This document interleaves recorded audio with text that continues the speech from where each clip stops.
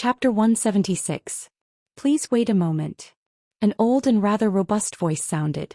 A white-haired old man in a butler's uniform appeared between Erica and Liliana. "Mr. Sebastian? Why are you here?" Erica asked in surprise.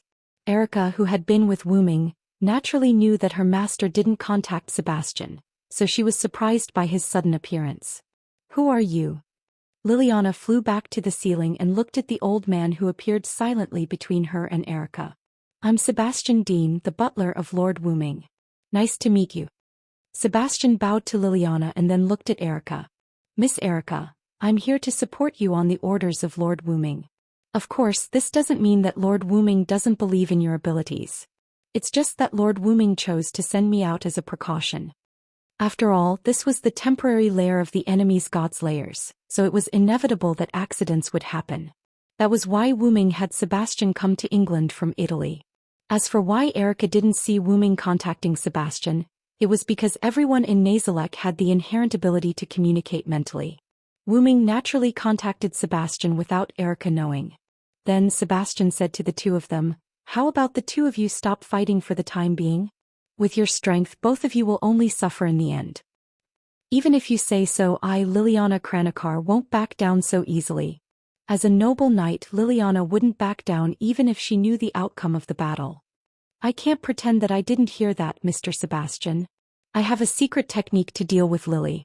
Erica was dissatisfied with Sebastian's words, but after all, Sebastian didn't know Erica well. Erica could win on her own. After all, Erica had something on Sebastian. The two girls retorted, unwilling to be outdone. "Please calm down, Miss Erica, Miss Liliana. The battle between Lord Wu Ming and Marquis Warban is over." Sebastian calmly said something that couldn't be calmed down. The two girls were shocked. Then they hurriedly rushed to the top floor. Sebastian, on the other hand, began to walk downstairs. "There's nothing else for me to do. Should I go back to Italy first or stay in England for a while?" Sebastian rubbed his chin. "I remember there was a shop selling biscuits that were very popular on the way here. Should I go and try it?" Sebastian's figure gradually disappeared into the corridor as he spoke. At the top floor of the building, Wanli Furu was sitting in the center of the magic circle in fear. "God, please protect me." Wanli Guyoli closed his eyes and clenched his fists, praying non-stop.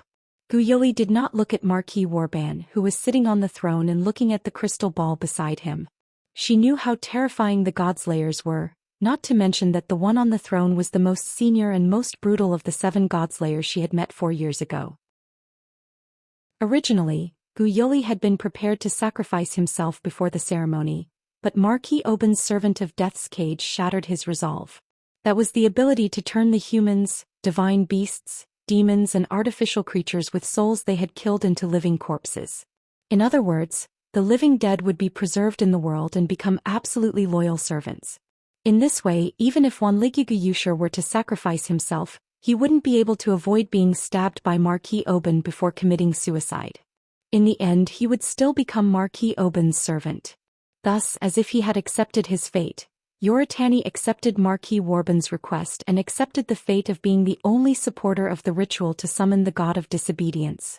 Seeing Miss Liliana being sent out by Marquis Warban, Wanlikigu knew that the other king had arrived. It seems like the summoning god relic is in the king's hands. Wanlikigu Yili thought to herself. She then shook her head. This had nothing to do with a witch like her who had no right to speak. At most she would interact with the king later. Soon the other king arrived before Marquis Warban. Looks like a young king. Wanlikigu Yili stopped looking after glancing at the king. One had to know that kings were brutal. Perhaps the king would punish him for looking at the king a few more times. While the two kings were talking, Wanlikigu Yili heard that Liliana had been killed by the invading king. Miss Liliana. The kind-hearted Wanlikigu Yili was a little sad. After all, the king had helped him 4 years ago. Do I look like a brutal person to you, Marquis Warban? However, the new king said. Is Miss Liliana all right? Wanlikigu Yili was secretly relieved when he thought about this. Subsequently, the intense battle that Wanlikigu Yili expected did not happen. Subsequently, the new king told Wanlikigu Yili the truth that he would die after summoning the god of disobedience alone. Wanlikigu Yili was shocked. After all, Marquis Warban did not tell him about this. Wanlikigu Yili had lost all hope. He would die no matter what in front of the two kings. And yet, the new king was standing in front of him. Then I take back what I said earlier. Today I'll fight you as the god of disobedience, Warban. The god of disobedience. Wanligiguyuli seemed to have heard something incredible. Let me carry out my identity as the god of disobedience again. I'll protect the humans and this witch. Protect me. Wanligiguyuli was doubtful. She could not believe that the Devil King, the God Slayer, would protect a witch like her. After the two kings unleashed their powerful devil powers, the new king took out a strange dark scepter. The moment he chanted an incantation, the two kings seemed to have been sucked into something and disappeared into thin air. Wanligiguyuli did not think of running away. Even if she did not know where she would go. Moreover, the Devil King would definitely catch her again. The two kings must be fighting in some unknown place. For some reason, Wanligiguyuli hoped that the new king would win more than Marquis Warban. Perhaps it was because of the words, "Protect this witch," Wanligiguyuli thought. God, please protect me, protect me. Then Wanligiguyuli returned to the state where she clasped her hands and closed her eyes in prayer. However, compared to the previous prayers to the gods, this prayer was more specific. Darkness shrouded the hall. Only the ritual fire was left, shining in the darkness, protecting the witch who was praying to the gods. Chapter 177. Erica and Liliana ran to the top floor and saw that the hall was not damaged at all if the ceiling was missing. Wuming was currently carrying Thousand-Mile Furu in a princess carry. Erica and Liliana were shocked by the fact that the hall wasn't damaged much. Seeing Erica and Liliana's arrival, Wuming quickly smiled and greeted them. Oh, I won. Erica breathed a sigh of relief, while Liliana had an ugly expression on her face. Where did Marquis Woban go and why did Wanli Furu faint? It all started a few minutes ago. Wuming injured Marquis Woban, who turned into a black dragon with his noble phantasm X-Silver Meteor. Now it should be said that he killed him once. Meteor Silver Radiance, X-Silver Meteor. Level, X-Type. Evil Noble Phantasm Distance? Maximum Catch?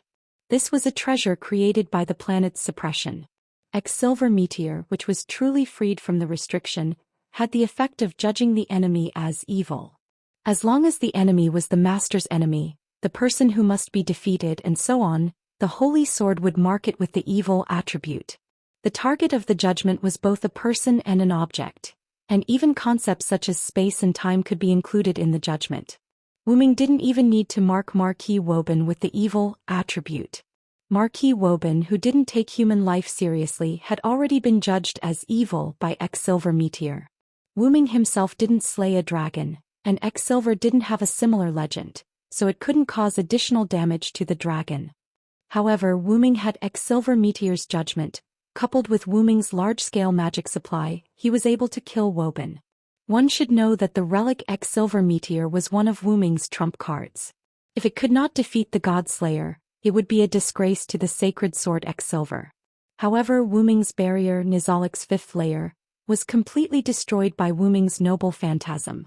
Marquis Wuming seemed to have the power of resurrection. The moment the fixed boundary was broken, Marquis Wuming released a powerful burst of mana. Then Marquis Wuming and Marquis Wuming returned to the hall. As soon as they met, Marquis Warban clutched his heart weakly. Damn it! You win this time, remember this. Villo there answered. With that, Marquis Warban turned into a strong gust of wind and left the hall without a ceiling. Phew! Wuming let out a long sigh and returned the X-Silver to the golden ripple.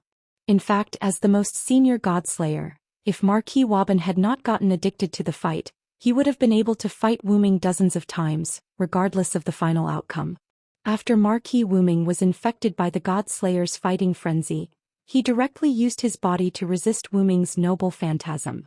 The result was failure and even death. That also proved that the God Slayers were a group of problematic children. That was why humans could not ignore the God Slayers and serve them as kings. After Marquis Wuming left, Wuming looked at Wanliguyuli in the center of the magic circle. As a result, he found that Wanliguyuli had fainted. It seemed that when Wuming broke the fixed boundary, a small part of the residual power spread to Wanliguyuli, who was kneeling in the magic circle, and knocked him out. Is it my fault again? Wuming scratched the back of his head and said awkwardly. Ever since he became a godslayer, he liked fighting more and more, especially when it was easy to use too much power in battle. For example, Silent Wonder could weaken the magic attack of the meteor Silver Splendor when it was about to break through his inherent barrier. That way he might be able to ensure that Guyoli, who was outside, would not be knocked unconscious by the shockwaves. However, Wuming, who was in the mood to fight, did not care about that. Instead, he increased the power of X Silver Meteor. Naturally, Wanli Guyoli was knocked out. Fortunately, we managed to control it at the last moment. Not just Miss Witch, even Erica and the others in this building would have been affected. Wuming wiped the non-existent cold sweat off his forehead. It seemed that the God Slayer was the Demon King for some reason. Wuming walked to Wanli Guyoli's side and began to check if he had something on his hand. Then Wuming drew runes out of thin air, and several Lune runes representing healing, cleansing, and holy attached to Wanli Guyoli's body.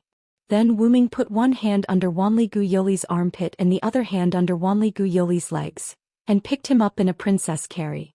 At this time Erica and Liliana arrived just in time. This was the scene that Erica and Liliana had seen just now. Neither of the two girls spoke, which made Wuming feel awkward. At this moment, for some reason, Wuming felt that he was a pervert who wanted to hold the unconscious girl in his arms.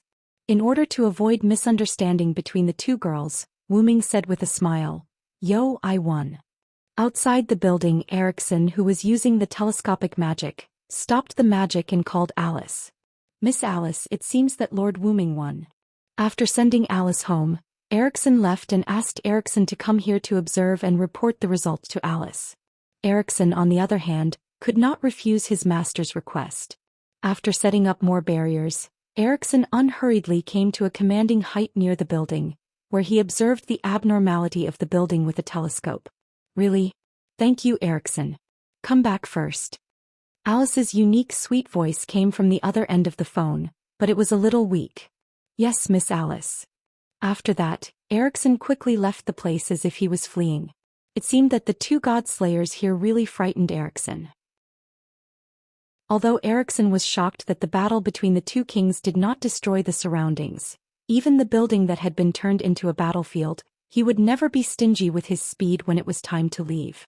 In a luxurious aristocratic house in a gorgeous room, Alice sat on the bed in her pajamas with a sickly flush on her face. Alice weakly placed the phone on the small table beside her and laid down on the bed. Is the side effect of using spirit vision again? Alice covered herself with the quilt and closed her eyes in pain. "Please come quickly, Lord Wuming." Chapter 178. The next day, the staff of the Greenwich Sage Parliament started to get busy again. Wuming's arrival drove Marquis Oban away. Although there was no large-scale damage, the building built for Marquis Oban could no longer be used. Putting aside the fierce fight between Erica and Liliana in the building, the aftermath of Silent Wonder's noble phantasm had destroyed the supporting beams of the building. Fortunately, Silent Wonder had used the rune that she used to stabilize the building in time when she fought Berserker, the heroic spirit materialized by the rank card. Otherwise, the building would have disappeared on the same day. By the way, because Wuming and Marquis Oban did not cause much damage, and Marquis Oban's building was not in a bustling area, the Greenwich Sage Parliament simply used the building's shoddy construction as a cover and successfully covered it up without causing a commotion. In addition to covering up the truth, the Greenwich Sage Parliament also had to prepare a residence for the remaining God Slayer, namely Wuming. If the king were to casually stay in a hotel, not to mention whether Wuming would mind, if the other God Slayers found out, the Greenwich Sage Parliament would probably cease to exist. Marquis Oban did not care. After all, he had just been injured after the fight with Wuming. However, Bishop Luo Hao from the east would definitely come knocking on his door. Among the Godslayers, the two most arrogant Godslayers were Marquis Oban and Bishop Luo Hao, who were the two most senior Godslayers. Therefore, the Greenwich Sage Parliament started to get busy again building a residence for Wuming. After that, Wuming said, "I'll just stay at Alice's place." Everyone was stunned. Under the strange gazes of almost all the magicians, Wuming and Erica moved to Alice's place with Guyoli. At a certain moment, Wuming sat peacefully on the sofa of a mansion, drinking a cup of tea. Erickson stood behind Wuming in a panic. After a moment, Wuming spoke. "Are you that worried about me, Miss Erickson?" Wuming turned his head and glanced at Erickson, who was in a suit. "How How could that be? Your Majesty, I have no intention of belittling you. Erickson hurriedly knelt down on one knee. Wu Ming sighed helplessly. I won't do anything to Alice. Don't worry. Wu Ming said so because a few days ago, Wu Ming directly entered Alice's boudoir while Erickson was weeping in despair and fear. After that, Wu Ming directly entered Alice's boudoir, closed the door and stayed there for a few hours. When a man who could be said to be the most powerful man and a very beautiful woman stayed in the same room for a few hours, the result was naturally obvious. Somehow the news leaked and almost the entire magic world knew that Wu Ming, the seventh god slayer, the king of disobedience and Princess Alice, the daughter of Duke Goding and the White Witch were married. That lord is really swift and decisive. This was the general impression that all the magicians had of Wu Ming, the god slayer. But in fact, Wu Ming entered Alice's room only to protect her. Of course, in order to increase efficiency, Wu Ming chose not to protect her forehead this time, but to deepen their relationship more intimately. Of course, this was also because Alice didn't reject it, so Silent Wonder acted this way. And Erica, who knew that this was a serious matter, didn't stop Wu Ming. However, she didn't look too happy. After all, there was no saying that the cow that came first would eat the grass later. Back to the topic. After Wu Ming protected Alice for a long time and kissed Wu Ming for a long time, Alice's cheeks were abnormally red, and then Alice fell asleep because her body received a lot of energy. So Wu Ming sat by Alice's bed, took out the Nameless Spellbook from Dragonist and read it. After all, the spells in the Nameless Spellbook were endless. Even Wu Ming, as its owner, couldn't master all of them. He could only search for a certain spell when he needed it. In this way, Wu Ming stayed in Alice's room for a few hours, which led to the wrong relationship between Wu Ming and Alice being spread all over the magic world. Thinking of Alice's flushed face when she woke up a few hours later, Wu Ming's lips curled up into a smile. It could be said that it was precisely because Alice fell asleep while kissing and blushed that Erickson was more convinced of their relationship. Later, on the grounds that, although the two of you are close, it's still inappropriate to do things during the day, she was actually afraid that her master would be taken advantage of again, so she stayed beside Wu Ming to supervise him. Seeing Erickson hurriedly kneeling on one knee, Wu Ming was playful. Since you already know my relationship with Alice, why should I be stingy for a while? Erickson raised her head in a panic and looked at Wu Ming. In other words, I can enjoy all this with Alice at night, Miss Erickson. Wu Ming squinted his eyes and smiled ambiguously. Although her face was a little flushed, Erickson was indeed Alice's personal servant. She could still maintain a calm expression. I'll stop teasing you. Wu Ming looked at Erickson, whose expression didn't change much, and said a little disinterestedly. By the way, Alice and the others should be back soon. Wu Ming looked at the time and calculated that Alice and the others who went shopping should be back soon. Because of Wu Ming's protection, Alice's body became like a normal person. This was great news for Alice, who couldn't leave the mansion at will and could only use her ghost body. Alice, who was very happy, gracefully kissed Wu Ming, and then happily went shopping with Erica. He could only say, "Speak of the devil." As soon as Wu Ming finished his words, the door of the house was opened. Alice and Erica came in, dressed with dignity and grace. How was it? Did you have fun shopping? Although he asked this question, Wu Ming still saw the answer in Alice's eyes. Well, thank you very much, Master Wu Ming. Alice bowed to Wu Ming again. There's no need. Now that everyone knows about our relationship, why are you still being so polite? Wu Ming teased. That's true. Then please take care of me in the future, Master Wu Ming. Alice smiled happily. Erickson's face became even more distressed. At this moment she was sad for her master who was involved with the God Slayer. There would be a lot of dangerous things in the future. My king Mariguchi Yuri has been safely sent back to Japan.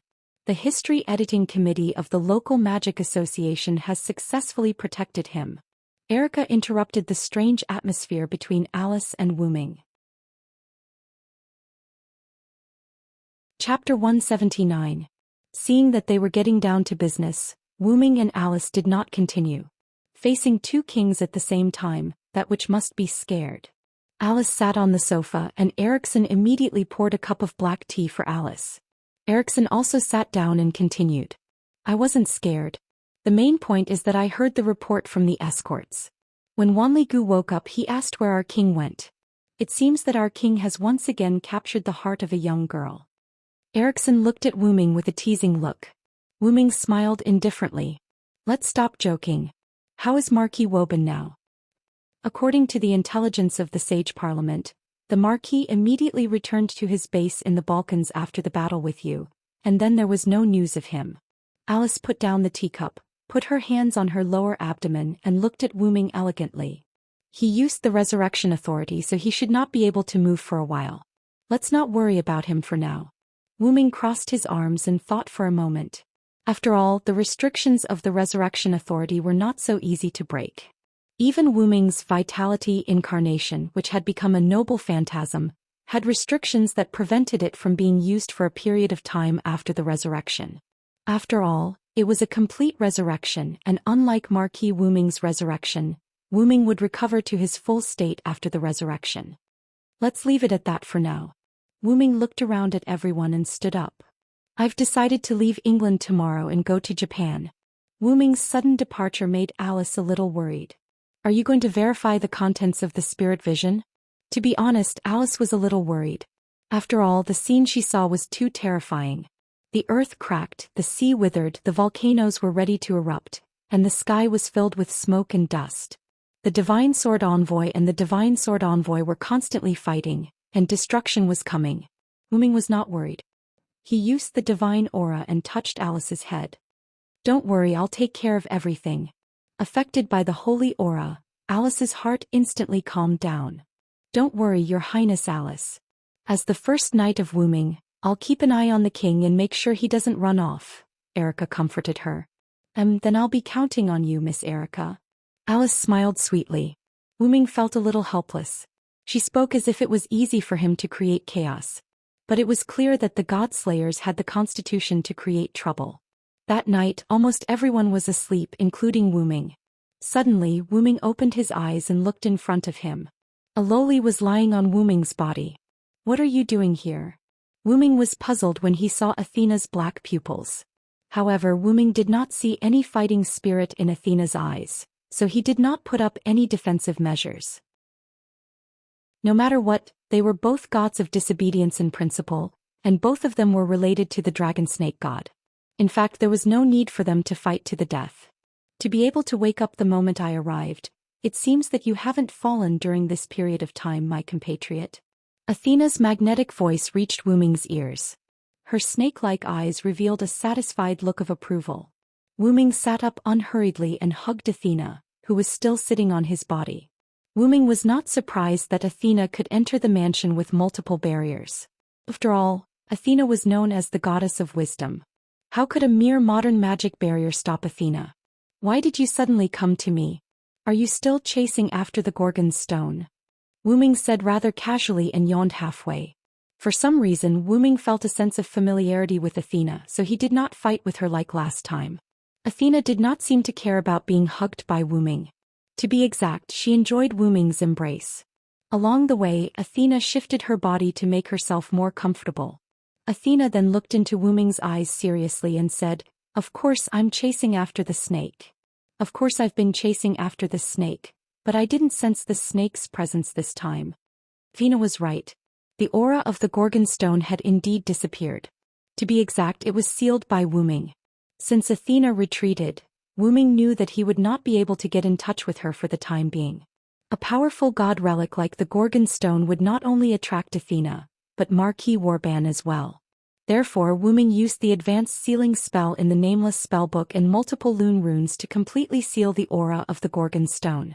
After hearing Athena's words, Wu Ming extended his hand into the golden ripples that appeared in the air and took out a carved stone that did not contain any mana. What do you think? It took me a lot of effort to seal the Gorgon stone. In addition to that, I placed it in my authority space. You didn't even notice it when you were so close to it. Wu Ming smiled proudly. Athena looked at Wu Ming with admiration. I didn't expect you to have mastered so many powerful sealing spells. You're really something Vilo-Theranced. Athena could feel the faint connection from the Gorgon stone. She could not help but touch the Gorgon stone. Moreover, aren't you afraid that I'll take it away from you? Athena placed her hand on the Gorgon stone with a fierce look in her eyes. Wu Ming smiled, then he patted Athena's head and said, I can see that you don't have any intention of snatching it. And even if you do, I'm confident that I'll be able to take it back after you've done so. Athena smiled and patted Athena's head. Athena could not help but smile when she saw Wu Ming's confident expression. She touched Wu Ming's face and said, "As expected of the warrior I've chosen. My compatriot and fellow member of the Draconic Serpent. Looking at your confident smile, even I want to have a good fight with you." Athena was known as the goddess of war, so it was not surprising that she would be easily provoked. Seeing the flames of war in Athena's eyes, Wu Ming hurriedly interrupted her. "By the way, what are you doing here?" Fortunately, Athena's fighting spirit had yet to take shape. After hearing Wu Ming's doubts, Athena calmed down. "I have something I need your help with. I'll take you to a place." Athena jumped down from Wu Ming's bed, grabbed Wu Ming's hand and jumped out of the window with Wu Ming. Just like that, Wu Ming, one of the only 7 god-slayers in the world and one of the 7 kings, ran away with a disobedient god. After Alice and Erica found Wu Ming, they criticized him more than once, but every time Wu Ming laughed it off. Of course, this was a story for another day. Chapter 180. After Athena pulled Wu Ming out of Alice's house, Wu Ming and Athena took a small sailboat that Athena got from nowhere.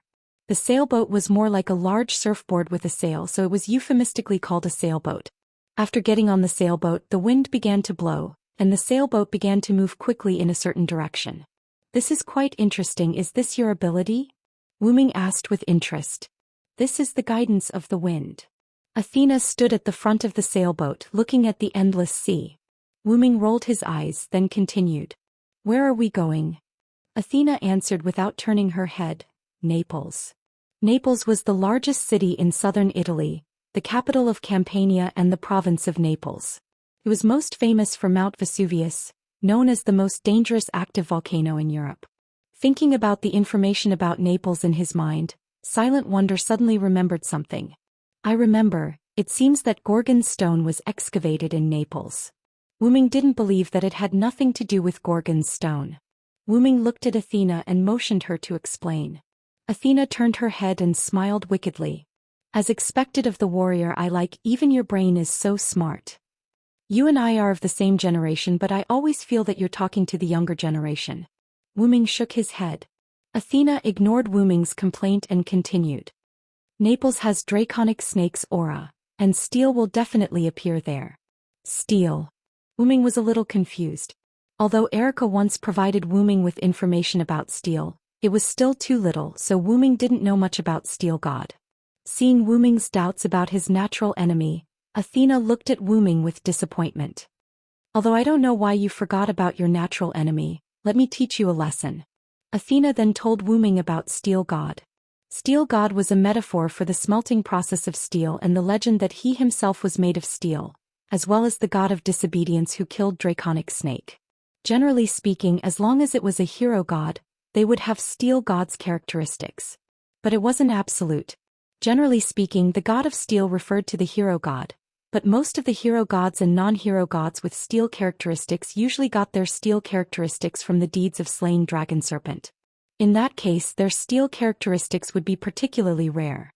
Steel God's characteristics should have steel's smelting process and the legend that he himself was made of steel.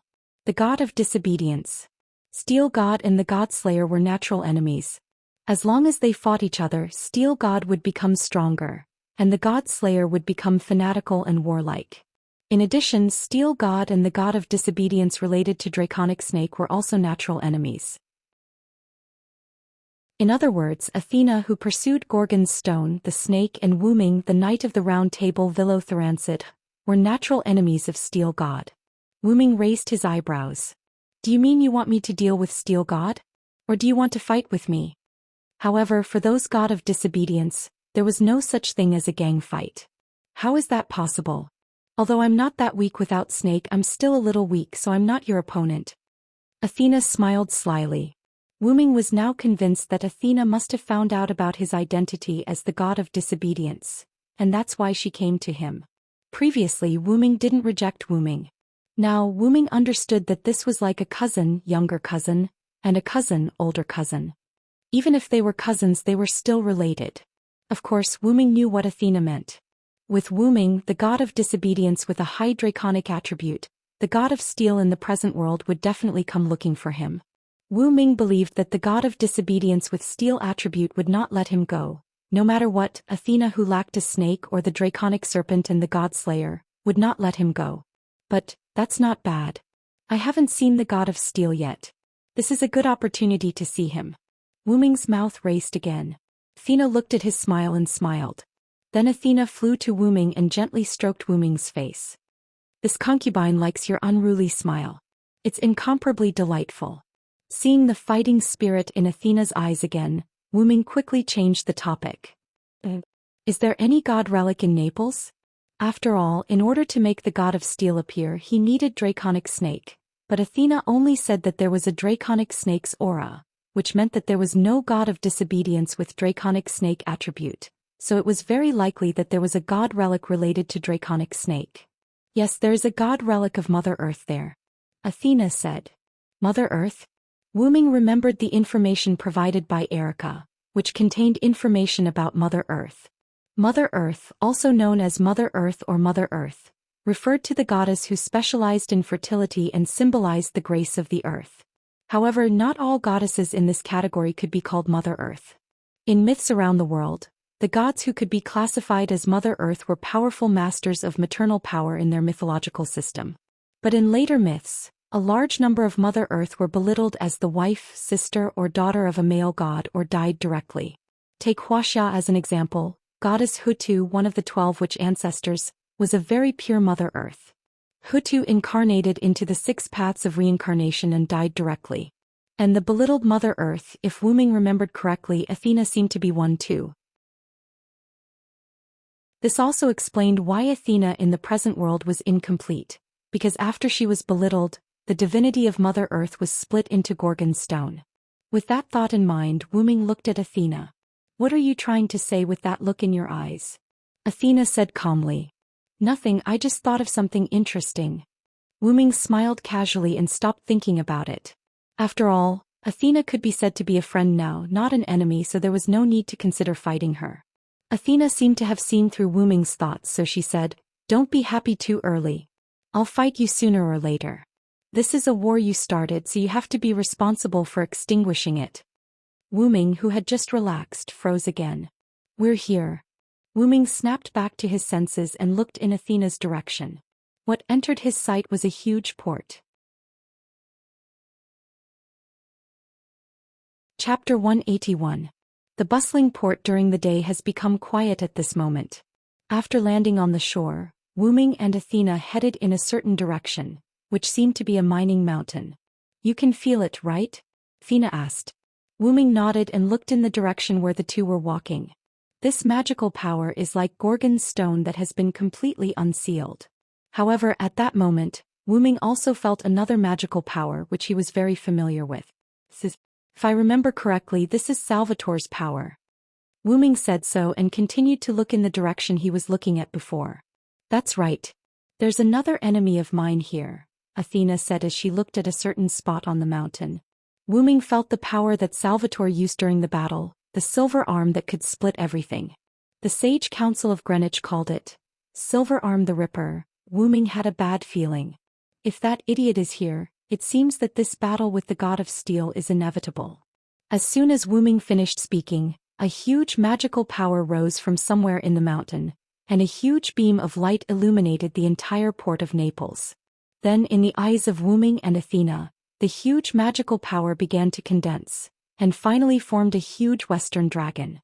The draconic snake has appeared, and the god of steel should be nearby. Athena explained to Wu Ming. I see. Let's hurry up and deal with the god of steel. Although I'm not human and don't need to sleep, I can't change my habit. Wu Ming yawned and then ran in the direction of the dragon. Athena, on the other hand, watched as Wu Ming left. She spread her owl wings and followed after him. At the top of Mount Vesuvius, the crater. A young Caucasian man with blonde hair stood at the crater of the volcano. He was dressed in an elegant white suit and looked down at the giant dragon flying above Naples. So that's how it is, the god of steel appeared because of the serpent. After saying that, the man jumped. Nay. A white-winged Pegasus flew over from nowhere and the man jumped on the Pegasus' back. Nay. The Pegasus flew toward the dragon with the man on its back. At that moment, the blonde man and Wu Ming rushed toward the dragon serpent at the same time. The dark green dragon flapped its wings and soared into the sky. Its wild eyes scanned the surroundings as if it was curious about the surrounding buildings. At that moment, the blonde man came to the dragon's head. Evil dragon, today I, the hero Perseus, will kill you. Like a hero slaughtering an evil dragon in a fairy tale, Perseus condensed a long blade in his hand and charged towards the giant dragon. Roar. The dragon was unwilling to be outdone. After roaring, it rushed toward Perseus. However, with the god of steel's attribute, the dragon was bound to be at a disadvantage against Perseus. Not to mention, the dragon was just a divine beast while Perseus was a god of steel. Roar. A huge saber light flashed and the dragon roared in pain. A bone-revealing wound appeared on its body and blood flowed out. The dragon roared and fell to the ground, making a loud noise. Roar. Roar. The giant dragon let out a sorrowful cry as if it had foreseen its end. Its cry was very tragic. However, the god of steel would not let it go. Today the hero Perseus will kill the dragon again, Perseus said very confidently, then raised the long sword in his hand and slashed toward the dragon. Please wait a minute. A girl's voice came. Perseus stopped what he was doing and turned around when he heard the melodious voice of a young girl. What a beautiful girl. This is very consistent with the story of killing the dragon to save the princess. Perseus smiled happily. If Wu Ming was here, he would definitely recognize the girl in front of Perseus. She was Liliana Kranikar, who left alone after Marquis Warban was defeated. Great Lord, please show mercy. This dragon is condensed from the magical power of the Neapolitan spiritual vein. If you kill it, it will cause irreversible damage to the Neapolitan spiritual vein. Liliana knelt on one knee and looked at Perseus with a serious face, hoping that the god could show mercy. However, since Perseus had appeared as the god of disobedience, he would not listen to the opinions of humans. How can that be, young man? This is a dragon, an existence that must be killed. I have made up my mind. Back down, girl.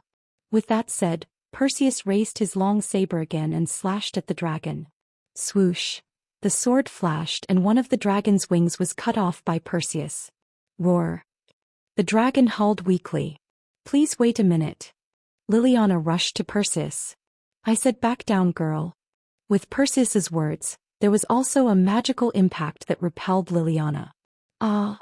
Liliana was sent flying, but she did not feel the coldness of the ground. Then Liliana opened her closed eyes. Yo, Miss Liliana. Wu Ming held Liliana and stood steadily on the ground. I'm sorry, King. Liliana reacted as if she had just reacted.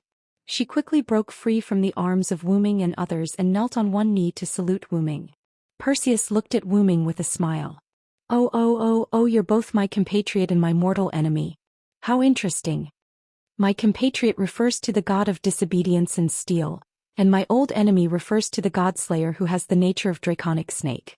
Perseus flicked the bloodstains on his long saber and continued. You are obviously a mixture of draconic snake and steel, but you can clearly distinguish the aura of draconic snake and steel. Both the god of disobedience and the godslayer, both draconic snake and steel. It seems that I have met a big shot, haha. Perseus was excited. Wu Ming raised his eyebrows and thought. Do I still have steel's aura? Why didn't Athena tell me? Wu Ming, who was not a native of this world, could not accurately distinguish the aura of draconic snake and steel, not to mention that the identity of draconic snake and steel was imposed on Wu Ming by this world. However, thinking about it carefully, Villotharanseed did indeed have the dual attributes of steel and draconic snake. First, the mysterious identity of the legendary dragon. It could be said that Villotharanseed was the god of draconic snake.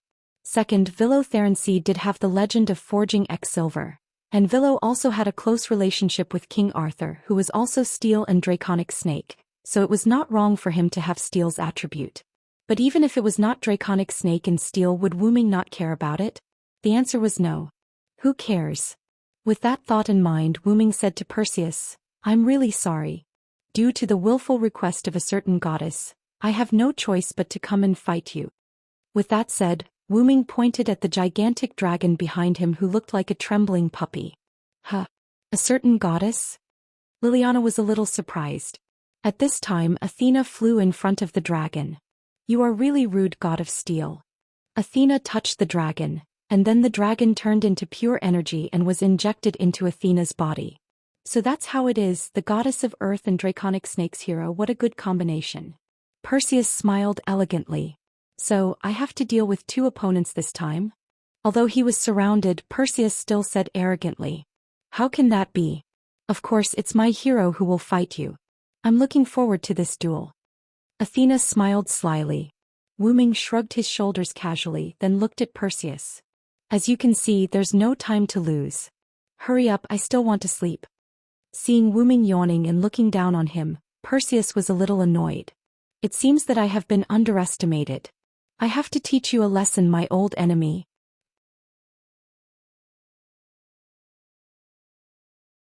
Chapter 182. Perseus charged forward with his sword and swung it at Wu Ming. Wu Ming, on the other hand, did not even look at it. He extended his hand and grabbed it directly. What? No matter what, Perseus was a god and the weapon he used was a god relic. No matter how strong his body was as a god slayer and a god of disobedience, it was illogical for him to grab a white sword with one hand. Alright, it was magical. As expected, my body is strong enough to resist a god relic now that I've become a god slayer. Wu Ming smiled as he grabbed Perseus' sword as if he had expected it. As expected of a top dragon snake. It's not unreasonable for him to have such a powerful armor. Perseus immediately let go of the long sword in his hand and leaped backward. At that moment, Athena, who was standing behind Perseus, had already left. Perseus materialized a bow and immediately pulled the bow fully. A seemingly ordinary arrow was shot at Wu Ming. Along the way, a powerful force exploded from the arrow. Like a dragon, it charged at Wu Ming. Wu Ming tossed the long sword in his hand away. The long sword turned into mana and disappeared. Wu Ming said to Liliana directly, "This isn't something you can get involved in. Step back a little." Although Liliana was a little hesitant, she still listened to Wu Ming. "Yes, Your Majesty. Please control your power a little and try your best to reduce the damage to Naples." Subsequently, Liliana realized that her words were a little rude to the god slayer who was a king. She immediately knelt on one knee. Please forgive me." Liliana said something that crossed the line. "Please punish me, Your Majesty," Liliana said with a blush on her face. Looking at the adorable Liliana, Wu Ming could not bring himself to blame her. Subsequently, Wu Ming immediately took out the X silver from the golden ripple. Bang! Wu Ming casually waved his hand, and the huge mana arrow was neutralized by X silver's mana impact. "Alright, I'll pardon you. Back off a little and protect yourself first." After saying that, Wu Ming ignored Liliana and Wu Ming extended his left hand to Perseus. "Please, Enkidu." Wu Ming once again woke up Enkidu, who had fallen asleep because Wu Ming wanted to rest. "Yes, leave it to me, Lord Wu Ming." A golden chain appeared on Wu Ming's left hand. The golden chain slid at a speed visible to the naked eye. Then it wrapped around Perseus before he could react. "You want to trap my hero Perseus with mere chains?" Perseus tried to struggle, but he couldn't break free. Not to mention breaking free, these strange golden chains were getting tighter and tighter. "What is this? Is this a weapon against gods?" Perseus couldn't help but ask. Wu Ming was still in a leisurely mood. He slowly walked up to Perseus and said, "This is Enkidu, the heaven lock that is specially used to deal with gods. I think even you should have heard of it." Looking at Wu Ming, who was getting closer and closer, Perseus broke out in a cold sweat. "Is it a weapon against gods in the Sumer divine system? I don't think this is the authority you obtained from killing gods. I really didn't expect that you, a Celtic god, actually have a treasure from the Sumer divine system. I'm really getting more and more curious about you." Wu Ming stopped when he was still some distance away from Perseus. "So, are you ready to return to mythology, Perseus? I'm the strongest and I hold all victory in my hands. No matter if it's a human or a demon, I'm the one who defeats all enemies' hostility. I will defeat any enemy that blocks my way. Giants with unparalleled divine power, please give me your aid." As the words were spoken, the long pointer on the stone plate in Wu Ming's inner world suddenly turned and pointed to the 2 o'clock direction. It was the stone plate that depicted a giant that towered into the sky. Then a huge golden giant phantom appeared and enveloped Wu Ming. Thou hast violated the contract and brought evil to the world. Lord's day, sinners will be punished. Shatter their backs, dig out their bones, hair and brains and trample on their blood and mud. If I'm the one who can't get close to the darkness, I'll follow the Lord's words and destroy thee. The short pointer on the stone plate pointed to the 5 o'clock direction. The small stone plate lit up, and the small stone plate that lit up was engraved with a portrait that looked like a black hole that absorbed everything. In an instant, the giant changed color from the original gold to red, and its entire body was surrounded by the aura of annihilation. The land around Wu Ming began to disappear bit by bit. As if sensing something, the light behind Perseus shone brightly and illuminated Wu Ming. However, this was of no use. The giant moved according to Wu Ming's thoughts. It raised its hand and caught the mythical beast that was flying in the sky, Pegasus, and then crushed it. Nay, Pegasus let out a mournful cry and died in the giant's red palm. Even the mana that had disappeared was devoured by the red palm and wiped out completely. Why? That's obviously the power of Welslana. How can it not be sealed? Perseus was shocked. Of course, Wu Ming would not tell him that it was a noble relic that was sublimated from the combination of Welslana and Mecker's powers. 12 powers, God's killer level, X-type, human noble relic distance, 1 maximum catch. 1 There were 12 incarnations of dragon species, giant, warrior, storm, annihilation, flood, vitality, dependence, thunder god, phoenix, sun, and magician. Each incarnation was comparable to a noble relic. It was the upgraded version of the power that came from killing the god's clones. It had become Wu Ming's own thing. I don't have the idea of a villain telling the protagonist about his ability. You can return to the myth in confusion. With that, the giant's shadow held Perseus. Damn it. Ah. Damn Godslayer. Damn snake. Perseus roared and struggled frantically, but he could not break free from the lock of heaven, Enkidu. The one with the power of annihilation. Kill him with 1 blow, shatter and annihilate him. Chanting again, the red giant burst out a dark red light, and the hand that was holding Perseus clenched hard. At this point, the famous hero in Greek mythology, Perseus, returned to the myth. Wu Ming removed the incarnations of giant and annihilation, and took back the lock of heaven. Little N, are you okay? Wu Ming asked with concern. It's okay, Master Wu Ming, because the attack just now was your noble relic. Although it had the power to threaten me, I was not hurt. The golden chain wrapped around Wu Ming's arm and there was a cool female voice. I think so too. After all, I now have full control of the power of authority. Suddenly Wu Ming found a problem. Why didn't the power increase? It was not that Wu Ming needed Perseus' power, but the timing was too strange. The God Slayer would definitely gain the power after killing the god of disobedience. This was the law of Pandora's great curse. Wu Ming instantly emptied his mind and felt the changes in the surrounding magic. Found it.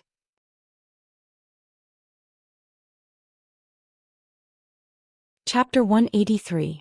I am the strongest and the one who holds all victory in my hands. No matter if it is a human or a demon, I will defeat any enemy that stands in my way. Giant with supreme divine power, give me your aid. Fear the one with wings. Evil people and powerful people are all afraid of me with wings. My wings will bring you a curse. Evil people will not be able to hit me. In an instant, Wu Ming chanted 2 words in a row. The long and short needles on the stone plate in his heart pointed at 2 o'clock and 10 o'clock respectively. The towering giant and the illusory phoenix lit up. At a speed that was difficult to be seen by the naked eye, Wu Ming rushed to a small forest not far away. Wu Ming raised an arm and the shadow of a giant's hand appeared. Then the giant's hand slammed into the house. Boom! The hurricane surged in all directions and the earth groaned. The hurricane blew over some of the surrounding buildings. Even Liliana, who was unprepared, was blown away. With the house as the center, the ground cracked like a spider web. However, Wu Ming did not feel like he had hit the target. A black shadow escaped from the house before Wu Ming hit it. Master Villo, please stop. The black shadow let out a voice that Wu Ming missed. What's this voice? Wu Ming stopped and dismissed the 2 avatars. Looking at the black shadow that he could not see clearly, Wu Ming was a little excited. It can't be wrong. Hugh Guinevere. The black shadow walked in front of Wu Ming and revealed her true form. It was a beautiful white girl about 12 or 13 years old. Her golden curly hair outlined an elegant curve and set off an extremely beautiful face. She was like a child's version of the Guinevere that Wu Ming knew in the Moon world. Master Villo, I missed you so much. With a choked voice, Guinevere threw herself into Wu Ming's arms. Wu Ming squatted down as if he was a father hugging his daughter. I don't know what kind of relationship Guinevere and I have in this world, but King Arthur is not a woman. With that in mind, Wu Ming patted Guinevere's back. Although it wasn't Guinevere from the same world, the sense of familiarity he felt was the same. Guinevere, why are you here? Wu Ming asked with concern. Guinevere wiped his tears, raised his head and looked at Wu Ming. Master Villo, I came to find the last king. Guinevere then spoke to his shadow. Uncle, please come out. In a split second, Guinevere's shadow rippled as a fully armored knight appeared from Guinevere's shadow. Master Villo, it's my honor to see you again. The neutral voice conveyed from the heavy armor made Wu Ming wonder if Lancelot in this world was a man. Seeing that Wu Ming didn't speak, Guinevere thought that Wu Ming was blaming Lancelot and quickly explained. Master Villo, Uncle appeared as my patron saint, God's shadow. Because of his berserk skill, he lost the memory of the people he knew, and I lost my memory because I reincarnated for too long. I didn't mean to neglect you. If I didn't come in close contact with you, I wouldn't have recognized you. Seeing that Guinevere seemed to have misunderstood something, Wu Ming smiled and shook his head. I don't mean to blame you, I'm just thinking about what you said about the last king. Master Villo, don't you know the last king? I thought you were the last king. Guinevere said with some disappointment. Then Lancelot spoke. Lord Varon, Wu Hawu's daughter came here for the strongest steel god. We want to use the dragon snake to lure the last king out. After a brief description, Wu Ming understood Guinevere and Lancelot's plan. Both of them had their own mission to find the last king and liberate the strongest steel. However, neither of them knew the identity of the last king, so they could only keep looking for him. The easiest way to find steel was to liberate Dragon Snake. Therefore, Hera's stone pillar under the ruins of Naples became a good tool to use. However, Salvatore was an unexpected guest. Salvatore was knocked out in a fight with Wu Ming, so Salvatore, who felt that he had not fought enough, found this relic in Italy. It was the Hera's stone pillar. After cutting Hera's stone pillar in half with silver arm the rip, the huge magical impact sent Salvatore flying. The demonic dragon condensed from the magical power of the spiritual vein of Naples attracted Perseus. Liliana wanted to stop Salvatore's behavior because she was with Salvatore before, but because she didn't stop it in time, Hera's stone pillar was cut off. After Salvatore was sent flying by the magical impact, Liliana wanted to stop the dragon from wreaking havoc, so she followed the dragon. As a result, she saw that Perseus was going to attack the dragon, and then it was Wu Ming's turn. With the idea of seeing whether Perseus was the last king, Guinevere and Lancelot hid and waited for the battle between Wu Ming and Perseus.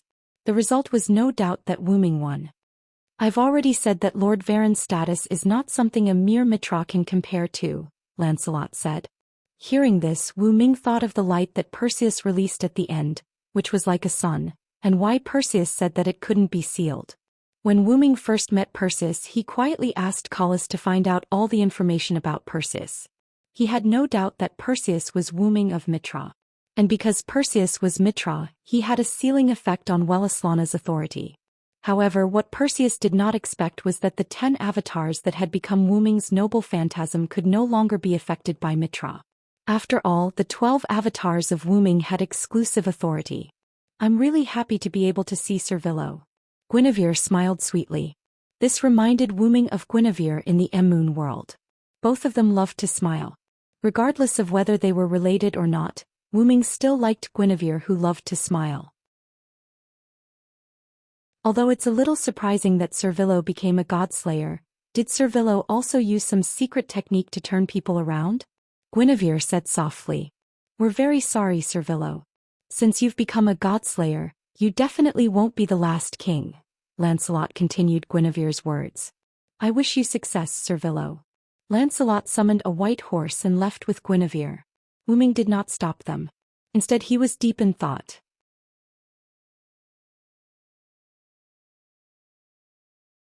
Chapter 184. Wu Ming stood on the spot and pondered. It was only when Liliana, who was blown away, came back to Wu Ming that Wu Ming reacted. "Pai King, are you all right?" Liliana asked worriedly. Although Liliana was puzzled when Wu Ming attacked the forest, she saw a figure dodging Wu Ming's attack the moment she was blown away. Liliana was worried that Wu Ming was affected by an unknown mysterious person. That was why she was so worried. After all, he was the king. "I'm fine." After Wu Ming came back to his senses, he remembered something. He had not yet asked what Perseus's authority was. He shook his head regretfully. "Then, let's restore this place to its original state," Wu Ming said as he reached his hand into the golden ripple. Then Wu Ming took out the item that was used to restore the land and buildings. As mana was transported into the item, the damaged land and buildings began to recover. Liliana looked at the scene in surprise and made a strange sound. After restoring all the damaged land to its original state, Wu Ming looked at Liliana. "Let's go. Bring me to the Bronze Cross and Black Cross stronghold to sleep. Damn it, I'm exhausted after fighting in the middle of the night." Wu Ming stretched and yawned. Liliana seemed to have thought of something and her young face blushed. As if she had made a big decision, Liliana blushed and looked at Wu Ming solemnly. I understand. If I can appease the king's anger, then I can." At the end of her sentence, Liliana's voice was completely inaudible. Wu Ming looked strangely at Liliana, who had turned into a mosquito coil with smoke coming out of her head. Then he knocked on her head. "All right, bring me to the Bronze Cross stronghold first." Yes. Wu Ming left with Liliana. After a while, Guinevere and Lancelot returned. "Uncle, why are you avoiding Sir Villo? Also, I haven't told Lord Wu Ming about the arrowhead disc absorbing Perseus's authority." Guinevere held a stone disc in his hand. There was a special sword-shaped text on it. Guinevere looked at Lancelot, who was hugging him in confusion. That's right, Wu Ming didn't obtain authority after killing Perseus because of the stone disc in Guinevere's hand. That was the treasure of the last king. It had the ability to absorb and use the power of steel. Moreover, Lancelot was indeed avoiding Wu Ming. This was something that Wu Ming could see. "My beloved daughter, since Mr. Villo has become a godslayer, he is our enemy." Lancelot's helmeted eyes glowed red. Enemy? Guinevere found it hard to accept. Guinevere, who had lost most of his memories, felt incomparably blessed when he was able to recall Varosiris Eddy. The gods of this world had multiple identities. Although the Guinevere of this world wasn't completely Guinevere, he still had memories of his time as Guinevere. Guinevere's eyes were a little wet when he remembered what he had experienced with his personal knight, Villo Thranst. However, it was Guinevere's lifelong wish to find and unseal the last king. "I understand, uncle." Although Guinevere seemed to be in pain, he still decided to treat Wu Ming as an enemy. Lancelot nodded. After a while, Guinevere sighed and looked at Lancelot behind him. Guinevere smiled and said, "Actually, uncle, you are the one suffering the most." Lancelot's body trembled and his hands clenched into fists. People always thought that the person Lancelot respected and admired the most was King Arthur, but in reality the person Lancelot respected and admired the most was King Arthur's first knight, Villo Thranst. Guinevere looked at Lancelot with a pained expression and continued. Because of the relationship between Villo and Guinevere, after Villo was sealed as the demonic dragon, Lancelot volunteered to be Guinevere's personal knight and protect the person he respected the most. Just like that, Lancelot became Guinevere's guardian and appeared on the ground as the shadow of God, until today when he met that lord again. Lancelot was silent for a moment before he spoke. "I'm protecting you because you are the prerequisite to finding the last king. There is no other reason. I'm a little weak now, so I'll return to your shadow." Then Lancelot and the white horse turned into a black shadow and merged into Guinevere's shadow. "You're not frank at all, uncle." Guinevere smiled. Next, it's monarch ape in the easternmost land. Dark clouds covered the moon and darkness shrouded the land. A moment later, the wind blew away the dark clouds and Guinevere was long gone. The next day, although Wu Ming slept very late last night, he still woke up early. When he walked out of the room that Liliana prepared for Wu Ming at the Bronze Black Cross last night, he heard a pleasant female voice. "Lord Wu Ming, you're up. Do you need me to prepare breakfast?" A girl in a maid uniform asked Wu Ming. Hearing that, Wu Ming looked at the girl. Her long green hair flowed naturally behind her back and her face was filled with a sly smile, from Wu Ming's perspective. I remember your name is Karen, right? Wu Ming asked. Yes, it's my honor to be remembered by Lord Wu Ming. The girl named Karen bowed and replied with a smile. Then I'll have to trouble you to prepare breakfast for me, Wu Ming said. Your breakfast has been prepared by Miss Liliana. Please come with me. With that, Karen pointed forward with both hands and motioned for Wu Ming to go first. Wu Ming shrugged and walked forward. Karen followed behind Wu Ming with a smile on her face. Glancing at the maid, Wu Ming could not help but think of last night. After Liliana brought Wu Ming to the Bronze Black Cross's stronghold in Naples, Liliana personally prepared a room for Wu Ming. Karen was also there at that time and Liliana introduced her to Wu Ming. Then, after Wu Ming entered the room, Liliana walked in pajamas after a short while. Looking at the blushing Liliana, Wu Ming shook his head and asked for the reason. In the end, because of Liliana's fantasy and the instigation and bewitching words of the maid named Karen, Liliana thought that she had to serve Wu Ming in bed to appease his anger. After being lectured by Wu Ming for a while, Liliana ran out of the room with a blush. You won't even let go of your master. You really are a little devil, Wu Ming said casually. Thank you for the compliment, Lord Wu Ming. Karen smiled and thanked Wu Ming. Soon Wu Ming arrived at the dining room.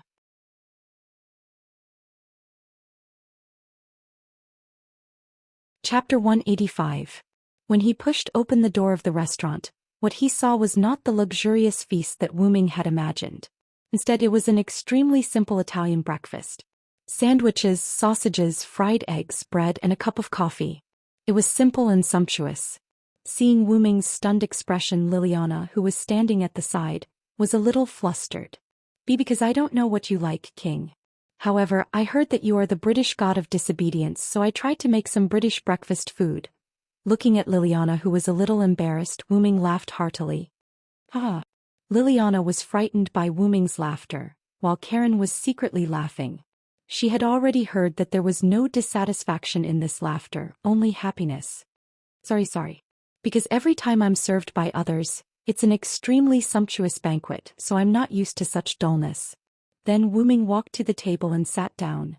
However, although this food is simple, it feels sumptuous. I'm very satisfied, Liliana. Liliana heaved a sigh of relief and patted her small chest that had just developed. King, it's good that you like it. Wu Ming took a bite of the fried egg. It was surprisingly not bad. Could it be that Liliana made all these herself? Wu Ming asked. Why yes. Liliana's face was slightly red as she said shyly. Your culinary skills are really good. Do you want to come and be my knight? Wu Ming said with a smile. Huh. Liliana exclaimed. It was obvious that she did not react in time. I'm serious. I'm very satisfied with your performance last night. For this land you launched an attack on Perseus alone. Although you overestimated yourself, this is what a knight should be like. Think about it. Perhaps it was because he had been in Camelot for too long, Wu Ming had a particularly good impression of people with chivalry. Moreover, she was a beautiful young lady. Cough cough. Karen walked to Wu Ming's side and said, I'm sorry, Lord Wu Ming. I'll go and persuade Miss Liliana. I'll take my leave first. After bowing, Karen brought Liliana out of the restaurant without any explanation. Karen, I remember that you're the trainee witch of the Bronze Black Cross. You really live up to the title of witch. This character. Wu Ming smiled, then began to enjoy the food again. Outside the door, Karen stood Liliana. Karen, what are you doing? It's rude to leave the king alone. As she spoke, Liliana pretended to go back. Miss Liliana, this is a once-in-a-lifetime opportunity. Liliana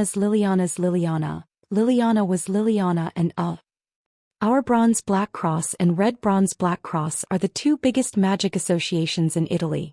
We used to have equal status. In the end, Lady Erica Brantley sought refuge with Lord Wu Ming. Our Bronze Black Cross has gradually declined. Karen turned around and continued, also because of your incompetence, Marquis Waban also thought that you're dead. If Lord Marquis finds out that you're still alive, he'll go and look for you. Who knows what this eccentric Lord Marquis will do? Liliana's body trembled. For example, the Bronze Black Cross of Destruction. The original plan was for you to seek refuge with Minister Salvatore, but in the end you lost him. Last night, because Salvatore Toni slashed open the god relic Hera's stone pillar, he was swept away by the huge magic impact. Moreover, Lord Wuming requested to bring him to the bronze Black Cross foothold, so Liliana missed the King of Swords. Didn't you want to give yourself to the King of Disobedience yesterday? Why don't you seek refuge with him? Liliana blushed again as she spoke to this point. It's all because of you. Otherwise, why would I misinterpret the king's words? Liliana pointed at Karen with a blushing face. Don't you think this is fated, Ms. Liliana? Karen smiled faintly. Fated? Fated? Liliana could not react in time. Karen smiled cunningly and continued to explain. On the night of the disaster, the hero and the heroine met under the moon. The hero defeated the evil opponent and brought the heroine home safely. As Karen's words bewitched her, Liliana, who was delusional, began to fantasize with a blushing face. Miss Liliana? Karen interrupted Liliana's fantasy. After snapping back to her senses, Liliana coughed with a blushing face. Looking at the current situation, that's the only way. Oh, Miss Liliana, you're not frank at all. Looking at Karen's mocking smile, Liliana was like an angry kitten. At this moment a voice sounded. How is it? Have you thought it through? Wuming stood beside the two girls and said. When? Both Liliana and Karen were shocked. After snapping back to her senses, Liliana knelt on one knee. Liliana Kranikar, I offer my everything to the King of God Slayers. I will turn into a sharp sword and cut through all enemies that block the path of the king. Just like that, Liliana became Wuming's knight. So this is your excuse to take advantage of my absence. Erica looked at the serious Liliana and was a little displeased. The next day, Erica found that Wuming was missing, so she urgently contacted Wuming. After learning that Wuming was in Naples, she immediately rushed over. And no choice. I came because I saw that Lord Wuming needs talents around him. After all, how can the king not have a servant who knows how to cook? Liliana blushed a little. Although Erica was right, Liliana would definitely not compromise with her rival. Oh, is that so? Then Lily, as the head chef, you can prepare food for the king in the rear. If there is any battle, I, Erica Brantley, will take care of it. What? Damn, Erica, I am the king's knight. Preparing food for the king is just a side job. Oh, you don't care about preparing food for the king. This is the dream of many people. Seems that, Lily, you still underestimate the king too much. How could that be? I didn't mean that. Seeing Liliana gradually being forced into a disadvantageous position by Erica, Wuming interrupted the conversation between the two. Okay, that's enough. Get ready, we will go to Japan tomorrow. Huh? Go to Japan, why so suddenly? Liliana was puzzled. After all, the original plan was to go to Japan. Wuming was dragged here by Athena, and Liliana had just become Wuming's knight. It was normal that she didn't know the truth. After Erica told her about Alice's spirit vision prophecy, Liliana also understood the seriousness of the matter. I see, the last king of the strongest steel is in Japan. Since my lord wants to go, then as my lord's knight, Liliana Kranikar will definitely follow. Me too, Erica Brantley swears to follow you to the death, Erica said defiantly. You two are the wielder of the twin swords, Lion's Heart and Silver Master Craftsman. Can't you two get along well? Wuming complained. The weapons used by the two were the swords of a former Grand Knight. They were originally a pair of magic swords, but because of the death of the Grand Knight, the magic swords were separated. After tossing and turning, they fell into the hands of the Black Cross and the Black Cross, and were then handed over to their respective prodigies. I love Lily very much, Wuming, Erica said with a sly look. Who would believe you, you vixen? Liliana looked angry. Obviously, Erica had tricked Liliana more than once. Erica stopped talking back to Liliana and looked at Wuming. Then I'll contact the plane to Japan. Liliana also got up and said, I'll go prepare dinner tonight. Then the two girls left the room. At this moment Wuming was thinking. Where did Athena go?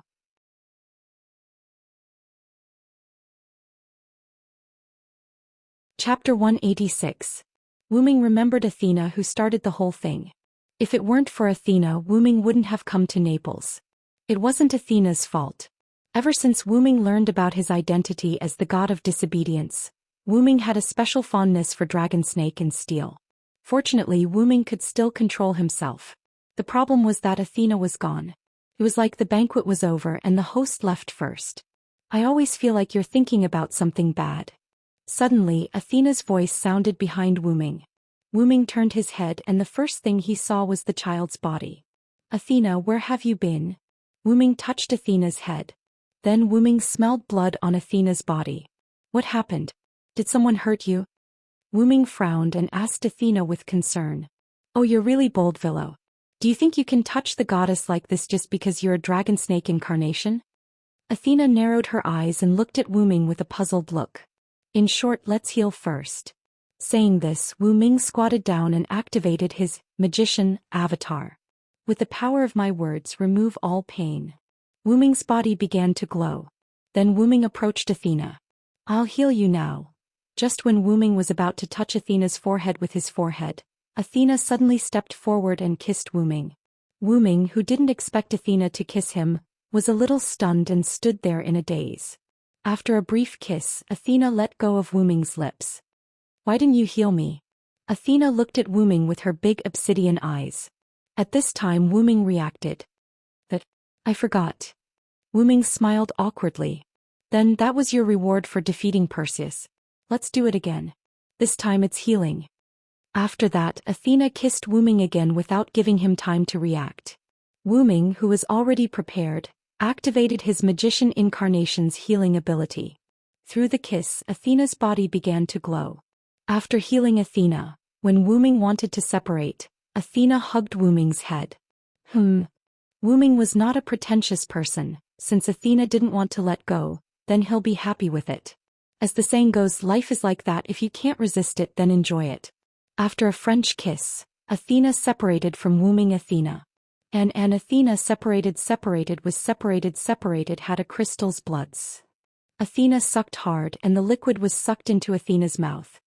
This is an extra reward, Athena said calmly. The goddess's reward is really rich. Wu Ming smiled. Later, Wu Ming sat on the bed with Athena in his arms. Your injuries were caused by Salvatore, right? Wu Ming asked. When Wu Ming treated Athena, Collis detected the residual magic power from the wound. It was Salvatore's magic power. Well, when I was watching the battle, I found another god slayer, so I went to stop him. Athena explained the process to Wu Ming. After Salvatore was blown away by the magic power generated by Hera's stone pillar, he came to Sardinia. With the idea that he could not miss the battle, Salvatore hurried back to Naples. Originally, when Salvatore noticed that Wu Ming was fighting with Perseus, he wanted to watch the battle, but Athena came.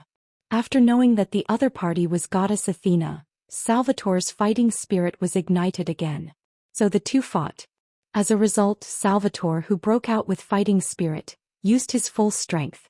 Athena, who still had an incomplete divinity, didn't want to fight with Salvatore. She just wanted to stall him, so she was slashed by Salvatore. Although Athena had slightly healed herself, the compatibility between Salvatore's silver arm the Ripper and Athena was quite bad. Therefore, for the current Athena, the wound caused by Salvatore's slash could not be completely healed. It's just a minor injury. It doesn't matter. Athena was quite calm. Then Athena's nose twitched. You met the god ancestor, right? The god ancestor was the form of the Mother Earth after her fall. After the Mother Earth fell into the god ancestor, she lost most of her authority as a god and became able to combine with humans to give birth to offspring. For example, Wanli Gu Yoli, the witch that Wu Ming saved when he defeated Marquis Warban. A witch like her who had the rare talent of spirit vision, was the descendant of the god ancestor and human. Wu Ming's newly recruited knight Liliana Kranikar also had the spirit vision ability. She was a witch and also the descendant of the god ancestor and human in ancient times. For example, the spirit vision ability of Wanli Gu Yoli and Liliana was like an atavism. They had special abilities such as seeing through divinity, analyzing God's name, and temporarily foreseeing the future. Alice's spirit vision ability, which could foresee the future for a long time, could be said to be quite powerful. Although this ability was very powerful, more powerful than that of Wanli Gu Yoli and Liliana, there were also drawbacks. That was a significant decrease in physical fitness. The reason why Liliana could become a knight and fight on the battlefield was that her spirit vision ability was quite weak. Such a weak spirit vision ability gave her a strong physical fitness. For example, Wanli Gu Yoli's spirit vision could be said to be on the high side. Her physical fitness was inclined to the virtual side. On the other hand, Alice's body was directly affected. Not only was her body sickly weak, but she also couldn't go out for long periods of time. Even standing for a little longer would cause slight damage to Alice's body. She could only walk outside in the form of a ghost. This was the drawback. But compared to the drawbacks, its advantages were coveted by countless magicians. The descendants of the god ancestor like Guinevere had a chance of producing such a talent. You mean Guinevere, right? You know my identity. It's not strange for me to meet Guinevere. Hearing Wu Ming's words, Athena's snake-like eyes flashed with a trace of seriousness. You may not know, but Guinevere, who was able to degenerate into a god ancestor, had a long-cherished wish that couldn't be realized even after several reincarnations. Moreover, you who have become a god slayer are completely opposed to the long-cherished wish of the god ancestor. Looking at Athena's obsidian eyes, Wu Ming smiled. So what if it's fate? Didn't we, the god of disobedience, come here to fight against fate? Wu Ming said confidently. Although he was not the god of disobedience in the true sense, he was. I have underestimated you, Vilo silenced. Thinking about it, only heroes like you can say such words. Athena said as she broke free from Wu Ming's embrace. Since you have said so, I will not stop you. I look forward to your new story in Japan. Until we meet again, my compatriot. With that, Athena turned into a black shadow and disappeared into the night.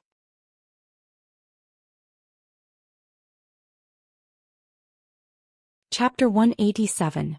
The next day, Wu Ming boarded the plane that Erica had arranged for him to fly to Japan. In the first-class cabin, Wu Ming sat on the sofa. Across the table, Erica and Liliana sat across from Wu Ming. I have to say, it's a blessing to have Erica here, Wu Ming said comfortably as he looked at the scenery outside the window. Wu Ming said. Although I don't want to admit it, Erica is still the best in this situation, Liliana said with a slightly rosy face.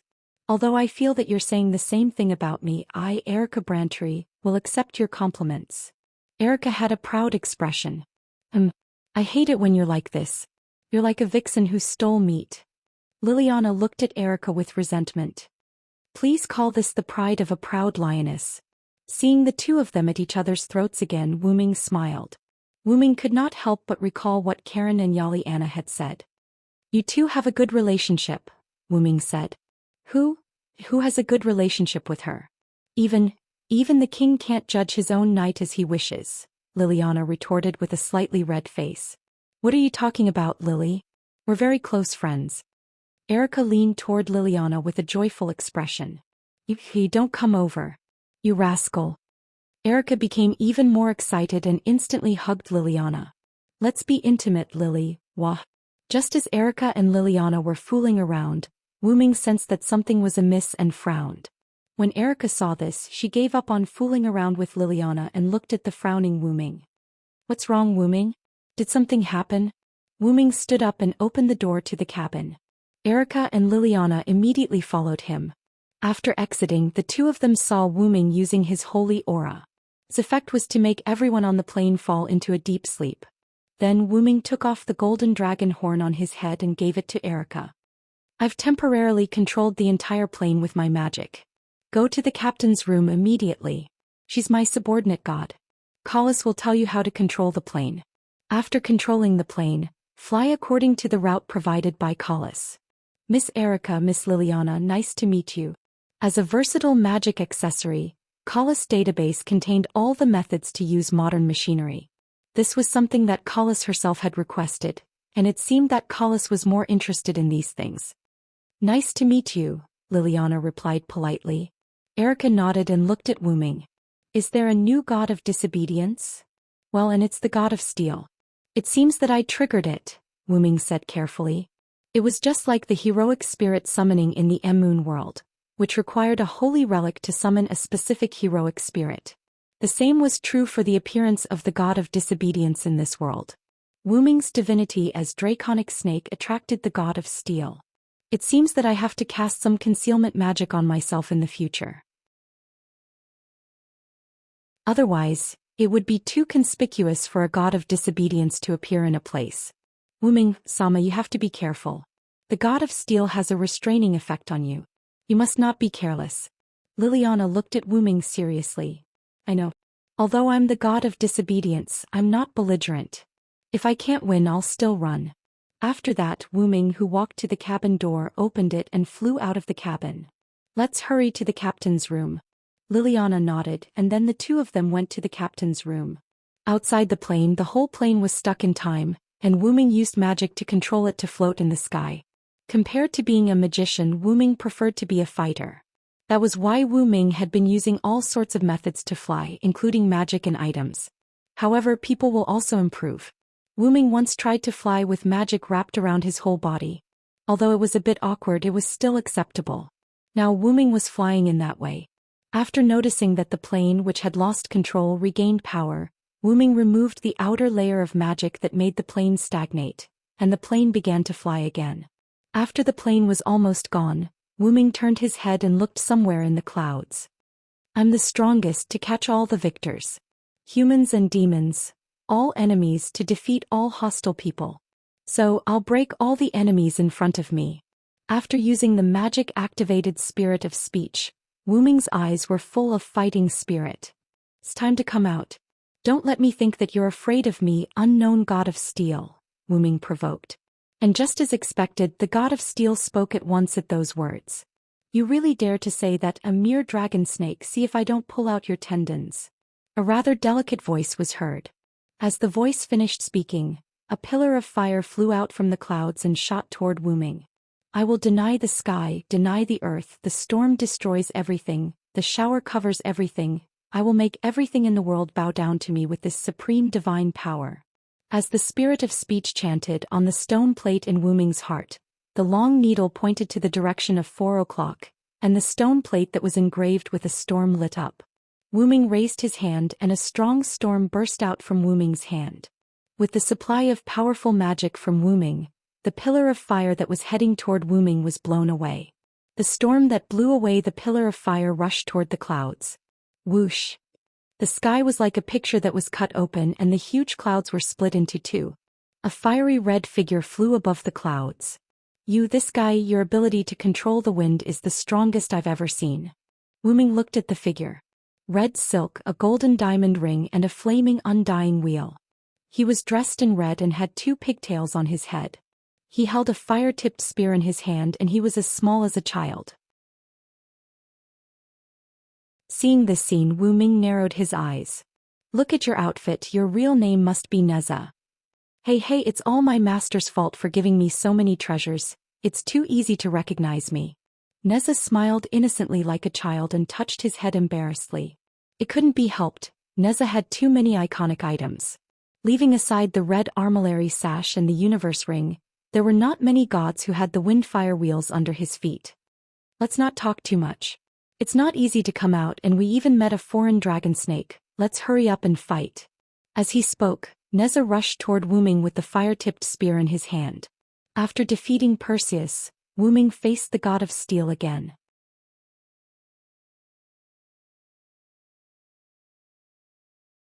Chapter 188.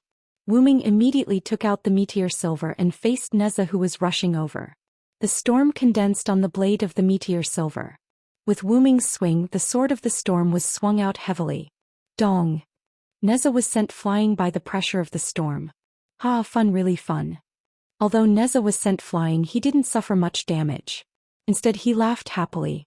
Wuming secretly began to think about Neza's background. Neza was an ancient mythical figure in China, the guardian of Taoism.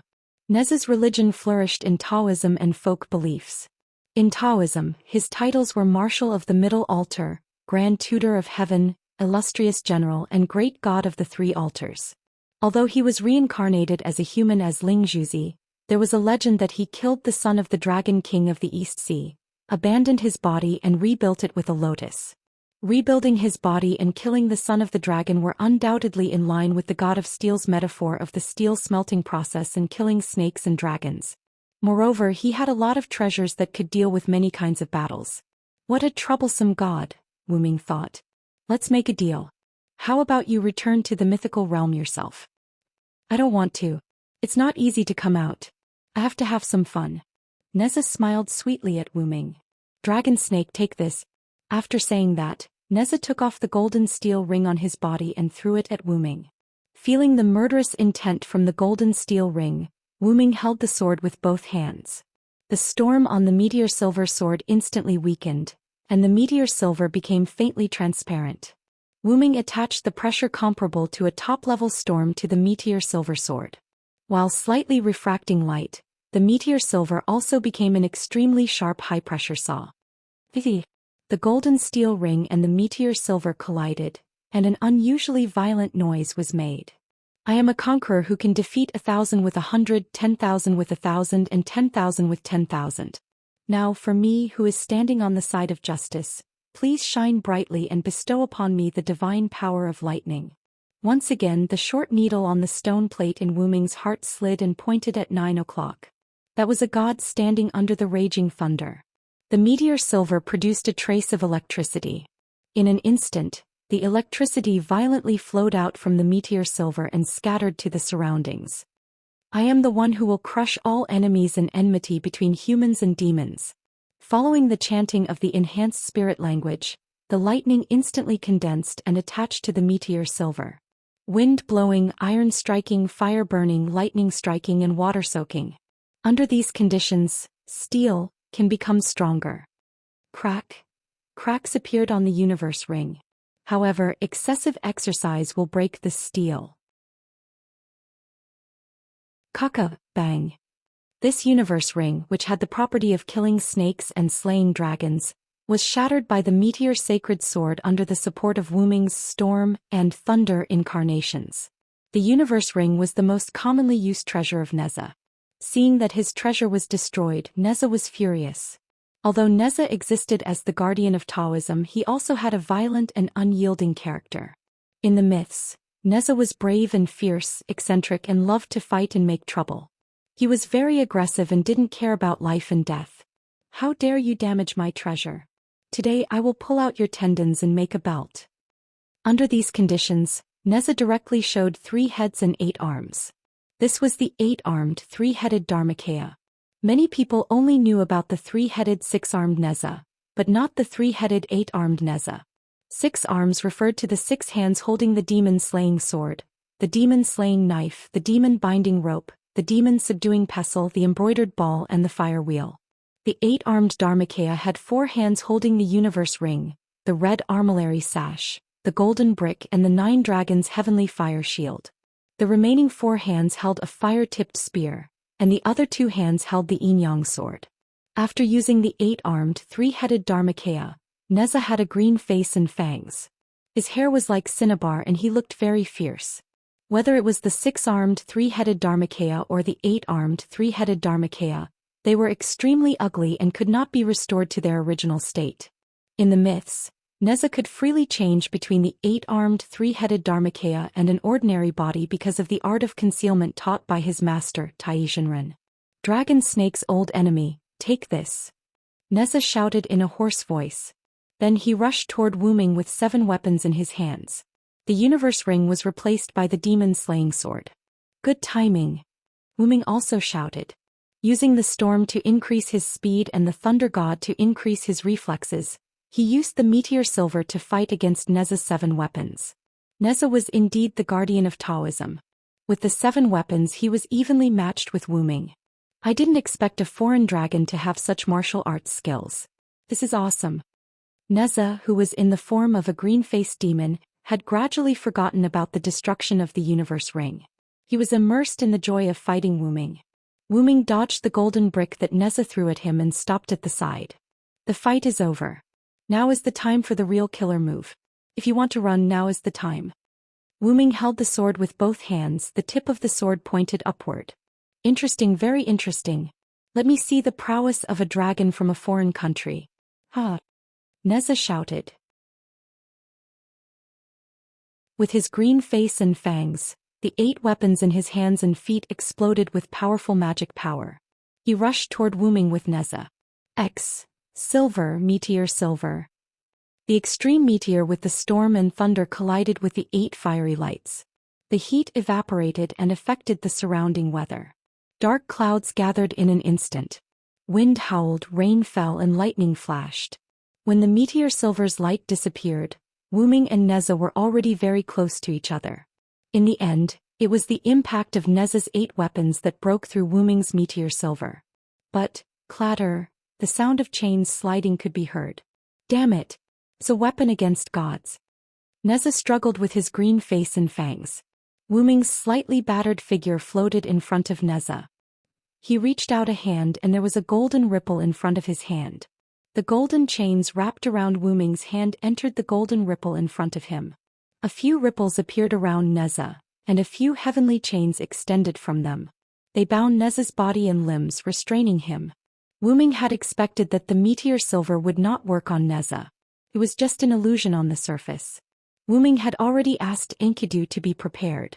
When Neza broke through the meteor silver's light, the chains would immediately bind him. Even if it's a weapon against gods, my fire-tipped spear can break it. Neza said as he prepared to attack with his fire-tipped spear. At this moment Wu Ming moved. He moved his hand with the heavenly chains and a few more ripples appeared. A few golden heavenly chains immediately flew out and bound Neza's weapons, including the wind fire wheels and the other 8 divine weapons. You're a general now, aren't you, Neza? Wu Ming said with a smile. Damn it! Neza said viciously. Then he deactivated his 8-armed, 3-headed avatar. Since I've lost, you can do whatever you want to me. Although Neza was bold and daring since he was born, he was also a man who dared to do what he wanted. He dared to love and hate, and he was soft on the outside but tough on the inside. To him a loss was a loss. He had no intention of quibbling about it. If you can return to the myth by yourself, I won't have to do anything, Wu Ming said tiredly. Neza was puzzled. You're really strange. Although I don't know what you are, I can still sense that you're a god slayer. Won't you be able to increase your power if you kill me? This was because Wu Ming did not have high aspirations for authority. In his opinion, having enough power was enough. Too much power would only lead to drawbacks. It's none of your business. Do you know the myth or not? Wu Ming stared at Neza fiercely. Neza rolled his eyes as if he had thought of something. Then he said firmly, I refuse. Wu Ming shook his head regretfully. Then goodbye, Neza. Pucci.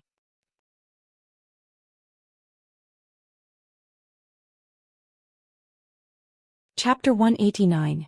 Mount Lu, China. Wu Ming was sitting in a nunnery filled with ancient Huaxia style. This nunnery was not big. It was plain, but it looked very simple. A teacup was placed in front of Wu Ming. It was filled with fragrant tea.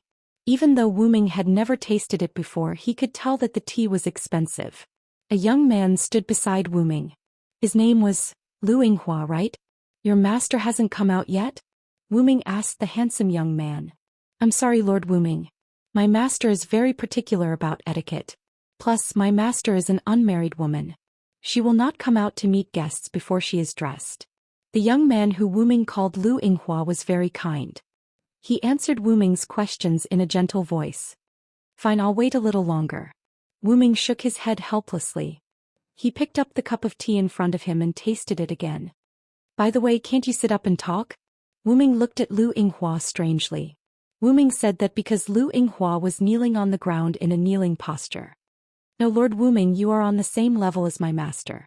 Lu Yinghua will not dare to be presumptuous in front of you. Otherwise, my master will punish me for insulting the king. Do as you wish. Wu Ming gave up. Why did Wu Ming come to Mount Lu in China? It had to be related to the battle between Wu Ming and Neza. Wu Ming's dragon snake attribute attracted the god of disobedience, Neza. At that time, the plane that Wu Ming was on happened to be in China. Wu Ming and Neza fought in China, so it must have attracted the attention of the Chinese arcane masters. When Arcane Master Fong noticed the appearance of a disobedient god, he immediately reported it to the Huaxia god slayer, Wuxia King Luo Hao. According to Wu Ming's understanding, China's Wuxia King Luo Hao was one of the only 7 god slayers in the world. He was the leader of China's Wulin Alliance, the leader of China's 5 Hells sect, Jiangnan's Wuxia King, and the pinnacle of martial arts. According to the records, it had been more than 200 years since he killed a god. Marquis Warban and Hierarch Luo Hao were the earliest godslayers and were mortal enemies. Before he killed the god, he was a martial arts genius. He had mastered a large number of martial arts and was good at qigong. After becoming a godslayer, he created his own ultimate skill, the 12 Flying Phoenix Divine Palms. 30% of the Chinese Feng Xian masters obeyed Luo Hao. However, Wu Ming did not know what Luo Hao looked like. Luo Hao had a rule that anyone who saw his appearance had to dig out their own eyes. Anyone who heard his voice had to destroy their own ears. As expected of a demon who could be compared to Marquis Warban. Wu Ming thought to himself. Although Wu Ming didn't reject such a person, Wu Ming really didn't want to have any dealings with such a person for the time being. Wu Ming really didn't want to have anything to do with such a person. Alright, it was actually Wu Ming who was getting impatient. Originally, after Wu Ming killed Neza, Luo Hao's direct disciple, the handsome young man Lu Yinghua who was lying on the ground, came to Wu Ming. Wu Ming still remembered Lu Yinghua's speech at that time. The disobedient king of heaven and earth will live as long as the heavens and earth and will never be destroyed. Your might is infinite, your wisdom and mercy will shine across the world. Stop right there, Wu Ming immediately interrupted him. Then after a self-introduction, Lu Yinghua brought Wu Ming to Mount Lu.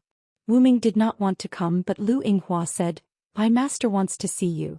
Wu Ming followed Lu Yinghua here with the thought that since he was causing trouble in someone else's territory, he should at least meet the master. When is that cult master Luo Hao going to come?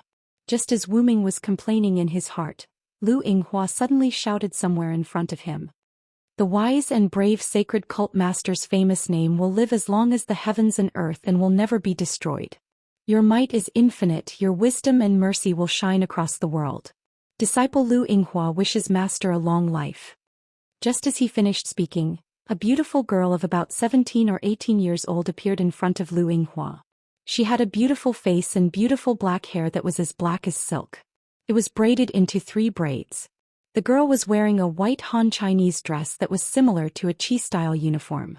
She put on a green blouse with long sleeves and a long skirt, and an elegant lower garment that looked like a long skirt.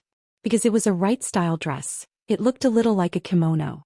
It was hard to imagine that cult master Luo Hao, who had lived for over 200 years, would actually be such a beautiful and tender girl. He's just like a master. Wu Ming thought of Skaha. The moment she came, the girl opened her mouth. Even though she had lived for over 200 years, Luo Hao's voice was still gentle and pleasant to the ears like a 16-year-old girl. I don't remember letting you entertain the king of disobedience who is also a king. However, the girl's next action made Wu Ming's eyes drop. Luo Hao seemed to have seen the slight impatience on Wu Ming's face and thought that her disciple had not taken good care of him. She then sent a palm strike at Lu Yinghua. Lu Yinghua screamed miserably as he was sent flying by Luo Hao. Lu Yinghua flew backward and spat out a mouthful of blood. He then collapsed on the ground and lost consciousness. Go to the back of the mountain and reflect on your mistakes for 7 days, Luo Hao said indifferently. The corpse-like Lu Yinghua suddenly got up and wiped the blood from the corner of his mouth. He then knelt on one knee and saluted Luo Hao. Thank you, master. He then ran away. Wu Ming raised his eyebrows and then stretched out his hands to massage his temples. As expected of an older generation god-slayer. Just like what the picture said, she's an extremely strange person just like Marquis Woban. Wu Ming's heart was about to break down. After all, this beautiful and quiet girl was actually a queen who killed without batting an eyelid. This contrast made Wu Ming unable to react. King of disobedience from a foreign country, I welcome you to Huaxia. Luo Hao smiled. I've heard of your deeds. As a god of disobedience you became a god slayer. Although this is the first time this has happened, it's not unacceptable. I just checked the information sent by the arcane masters. You killed 2 gods of disobedience in Italy's Sardinia and defeated the King of Swords. You defeated my old enemy, Woban, in England. Then you killed Perseus in Naples. And just now you killed our mythical Neza. From your performance, I can see that you've chosen to protect humans instead of disobeying them. This qualifies you to be a king. But before Wu Ming could say anything, Luo Hao's tone changed. You attracted a god slayer in Huaxia and killed him. This is a little too disrespectful of me. Wu Ming looked at Luo Hao strangely. Then Wu Ming spoke. Then do you want to fight? Boom. It was a sunny day, but suddenly there was a muffled thunder outside. Well, it was Wu Ming's thunder god incarnation. Then let me experience the skills of the king of disobedience from a foreign country. At this moment Wu Ming only had one thought. Sure enough, god slayers were a bunch of violent maniacs.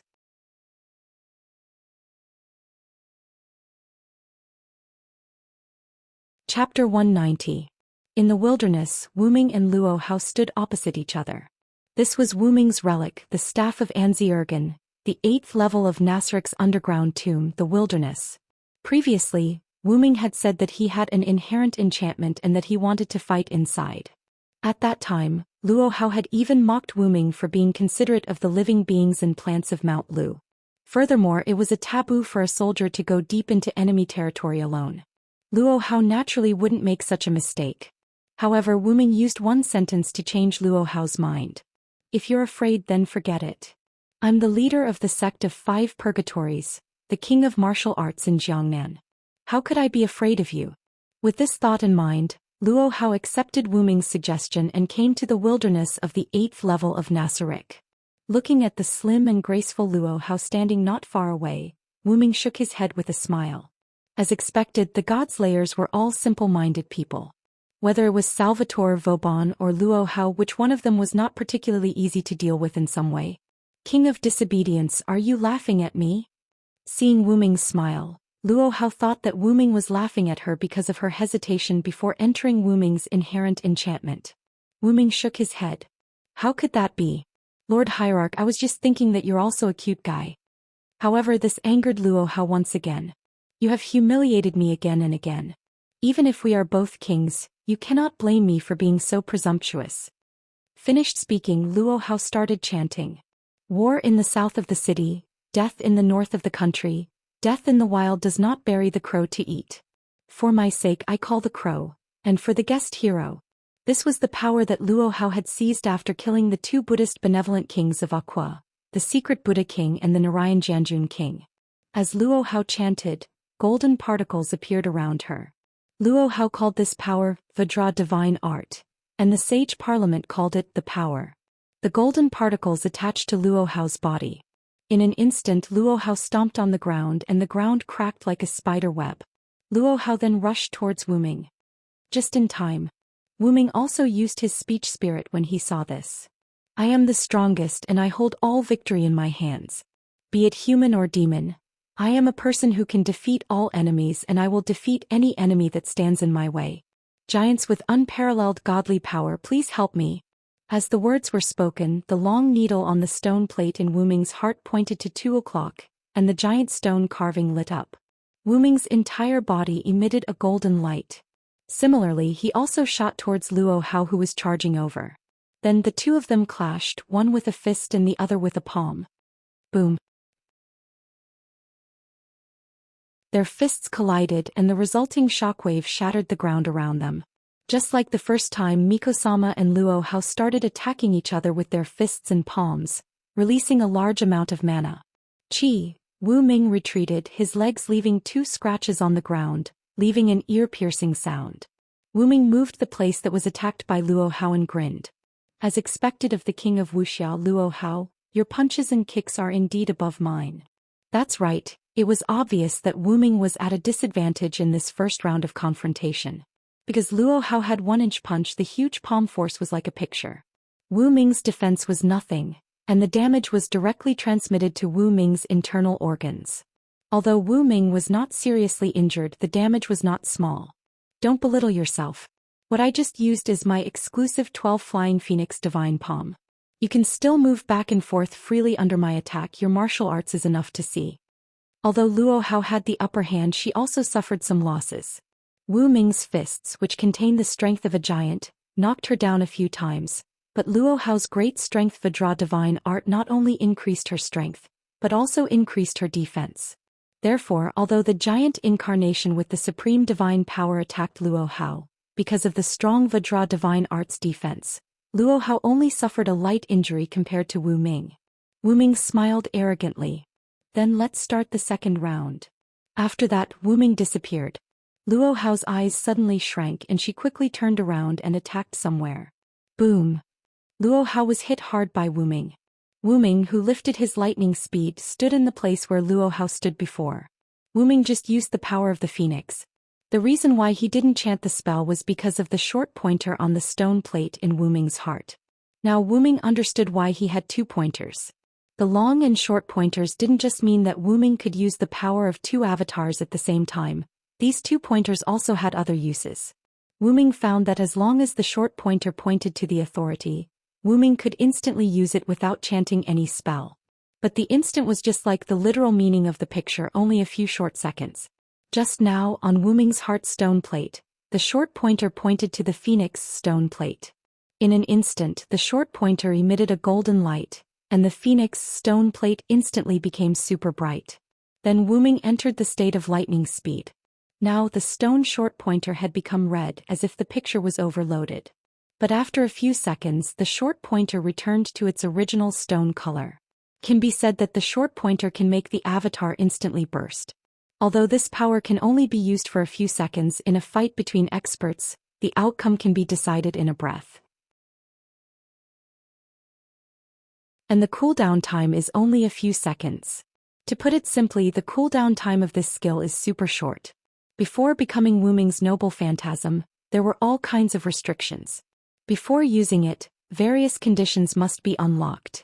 But now, after becoming Wu Ming's noble phantasm's 12 avatars, not only did it have no restrictions, it could be used at will, and its power could be compared to any independent authority. Wu Ming's 12 avatars required chanting, which was a drawback. But with the short pointer's instantaneous burst ability, and the cooldown time was only a few seconds, it could be said that the 12 avatars was already a near-perfect authority. Luo Hao gently removed the force and gracefully landed on the ground. Wiping the blood from the corner of her mouth, Luo Hao smiled. Attacking with speed when I'm at a disadvantage is a wise choice. Wu Ming did not belittle himself just because he attacked Luo Hao. The moment before he attacked Luo Hao captured his high-speed movement. It can be said that basically, as long as one is a warrior, they can capture high-speed movements, especially people who are fighting on the battlefield. For example, Wu Ming saw Lancelot before. As a military god, Lancelot can naturally capture high-speed moving objects. Neza should also be able to, but that is before he enters the state of 8-armed, 3-headed Dharmakaya. After all, after entering the state of 8-armed, 3-headed Dharmakaya, Neza becomes like a berserker. After thinking for a while, Wu Ming took out a white holy spear from the golden ripples. He was ready to use the martial arts obtained from another real god slayer to compete with Luo Hao. Leader, please don't blame me for being shameless. After all, I'm good at weapons. Of course I won't blame you. Fists and feet have no eyes. On the battlefield there is only the means to kill the enemy. There is no such thing as being shameless. After that, Luo Hao's body emitted a golden light, and a golden transparent material similar to gloves wrapped Luo Hao's hands. This was the flexible performance of the Mighty King Kong Divine Art. If the previous Mighty King Kong Divine Art was used as a defense, now it was used as a weapon. The golden particles turned into gloves, which was better suited for hand-to-hand combat. Coming! Wu Ming shouted and rushed toward Luo Hao with his spear.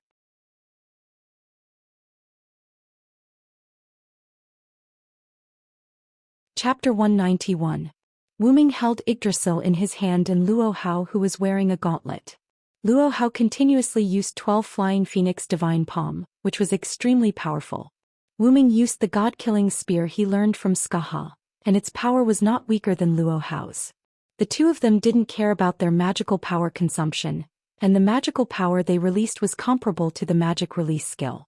Coupled with the fact that both of them were god slayers, Wu Ming and Luo Hao could be said to have lost their minds.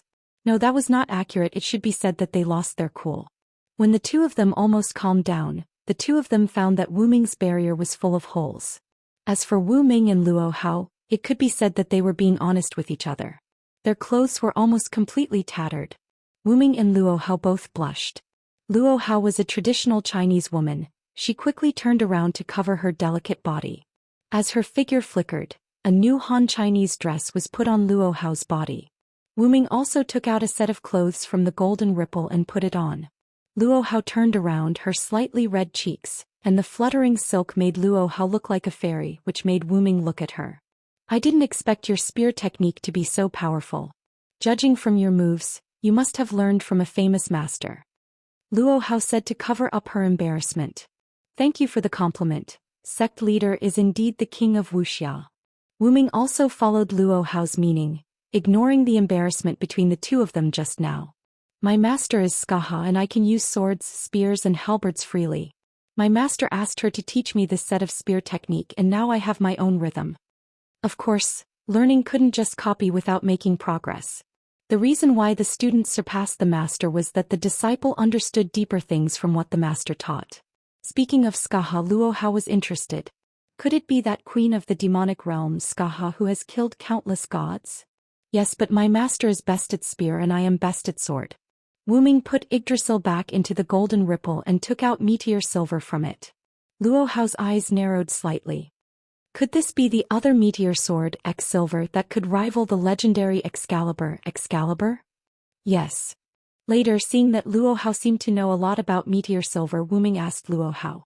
Sect leader, am I famous? Luo Hao looked at Wu Ming and fell into silence. After a while, Rosen's looked, Luo looked, Sans looks.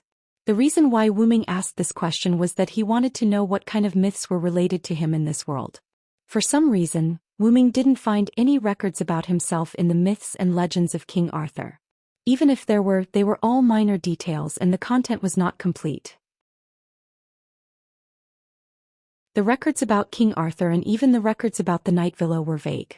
The only thing he found was the official history that was slightly more credible. Wu Ming and Luo Hao sat opposite each other. Looking at Luo Hao, who was pouring tea for him, Wu Ming was a little surprised. Looking at it now, Luo Hao looks like a beautiful and quiet girl. It's impossible to connect her with the fierce person who fought so fiercely with me in the 8th layer of the wilderness. For some reason, Luo Hao's attitude toward Wu Ming changed a little since they came out of the enchantment. Whether it was her tone, attitude, or behavior, it was much more intimate. Please. Luo Hao smiled and placed the teacup in front of Wu Ming. Wu Ming picked up the teacup and took a sip. Then Wu Ming looked at Luo Hao and waited for her to explain the problem. Luo Hao also poured herself a cup of tea and began to tell the story. Ming, as the god of disobedience, became the god slayer. Because of this, he gained the support of humans and was worshipped as a king. Although Wu Ming wasn't used to Luo Hao calling him Ming, he didn't say anything. Although Ming has always called himself Wu Ming, Ming's real name was revealed during the battle with Woban. Villo there answered, King Arthur's strongest knight, King Arthur's mentor, and a good friend of the great magician Merlin. Wu Ming nodded in his heart. Luo Hao was right. No matter which sentence it was, in some sense it was correct in this world. But Luo Hao looked at Wu Ming seriously. Wu Ming also looked at Luo Hao's pretty face.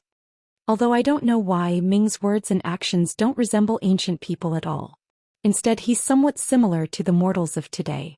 Luo Hao picked up the teacup again and took a sip. But without a doubt, Ming has attracted the attention of magicians from all over the world.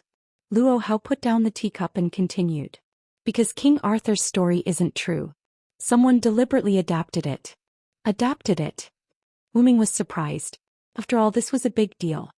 Yes, but I didn't know much about the details. Wu Ming couldn't help but feel a little regretful when Luo Hao said this. Wu Ming already understood why he was so famous. There was a law in this world. Ancient powerful beings were defined as gods by humans and were bound into myths by human curses. As for new myths made up by humans, they would give birth to new gods. Logically speaking, a god like the Villo with a vague record of the myths shouldn't be able to be summoned. But Wu Ming, who used the Villo as his real name, was summoned. Wu Ming had all the information related to the Villo in the myths, such as weapons and skills. It wasn't an exaggeration to say that they were exactly the same. Many people also suspected that Wu Ming wasn't a Villo, but another god with the title of a Villo. Otherwise, why would he call himself Wu Ming and not a Villo? In short, there was a lot of controversy regarding Wu Ming. As a result, all the information about Wu Ming about the Villo had been spread around the world. Even sect leader Luo Hao, who didn't like gossip, knew about Wu Ming. Alright, although it was also because of the information gathering. I don't know the specific situation. In short, Ming is now in existence that everyone knows. After that, Luo Hao picked up the teacup again and began to taste it carefully. Looks like I'll have to ask Alice about this, Wu Ming thought. Thank you, sect leader. Wu Ming thanked Luo Hao. Luo Hao shook her head gently. Just call me Cui Lian. Luo Hao smiled again. Oh. Cui Lian. Wu Ming smiled awkwardly. Wu Ming now felt that this Wuxia King Luo Hao, who was called a demon, wasn't that difficult to get along with. And it was just that the way Ming and Cui Lian were called was a bit awkward. By the way, I will be going to Japan in a few days. At that time, please don't hesitate to teach me. Since we're done talking, I won't send you off. I'll take my leave first. Luo Hao suddenly interrupted Wu Ming's thoughts. After that, Luo Hao used God's limbs and left. As expected, none of the God Slayers are normal. After leaving Lushan, Wu Ming boarded the plane to Japan.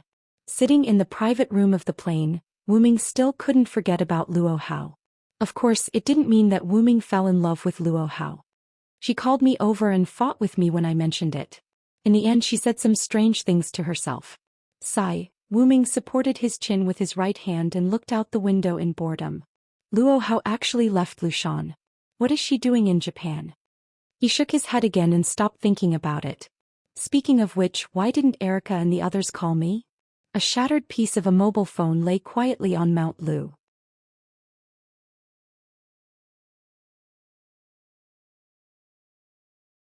Chapter 192.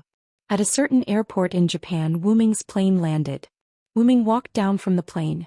Finally, I'm in Japan, Wu Ming exclaimed.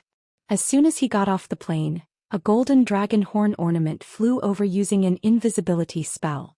Wu Ming, who had a connection with it, could naturally sense the distance between him and his relic. The dragon horn flew to Wu Ming's head and settled down. Master. Although Colos's voice was still cold, there was a hint of joy in it. Welcome back, Colos. Wu Ming touched the dragon horn and greeted her happily. Yes, I'm back, Master. My king, are you okay? At this moment, Liliana ran over worriedly from somewhere. Her figure was like a swift and beautiful bird, extremely agile. It's okay, Lily. It's just a god of disobedience. I've sent it back to the myths. Wu Ming shook his head and said with a chuckle. Seeing this, Lily breathed a sigh of relief, then said speechlessly, Only you would say that. Wu Ming shrugged his shoulders and rubbed his nose. He didn't say anything. So, Lily, you have to believe in our king. How can a mere god of disobedience be a match for my master, Erica Brantree? Erica's proud voice reached Wu Ming and Liliana's ears. Wu Ming turned his head and looked. It was still golden hair like the sun, like a beautiful lioness. Erica walked over gracefully. Of course I believe in the king. Even if I do, I can't help but worry. You, on the other hand, have been calm since you got off the plane. Don't you know how to worry for our master? Liliana immediately retorted. Oh, I knew His Majesty would be fine. This is the tacit understanding between His Majesty and me, Lily. Erica pretended to be shy. You vixen. Liliana's face was red, not knowing whether it was anger or embarrassment. Please call me the beautiful lioness, Erica provoked. All right, Erica, stop bullying Lily. Wu Ming chuckled. Liliana was undoubtedly qualified as a knight, but her heart was quite pure. It could be said that she was the complete opposite of Erica. Both of them. The two prodigies are really favored by the king. However, I would like to ask the king to leave first. It is not polite to talk with the king here. A rather leisurely voice sounded. Wu Ming looked at the speaker. It was an ordinary-looking man in a suit and glasses.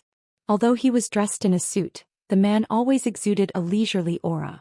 However, Wu Ming had a feeling that this was an old fox. No, it should be said that every magician was a sly old fox. Other than those who were brought up by seniors like Liliana, including paladins like Paul Brantley and Princess Alice, all magicians were sly old foxes without exception. Because those who were not old foxes were no longer in this world. The truth was so cruel. Let me introduce myself first.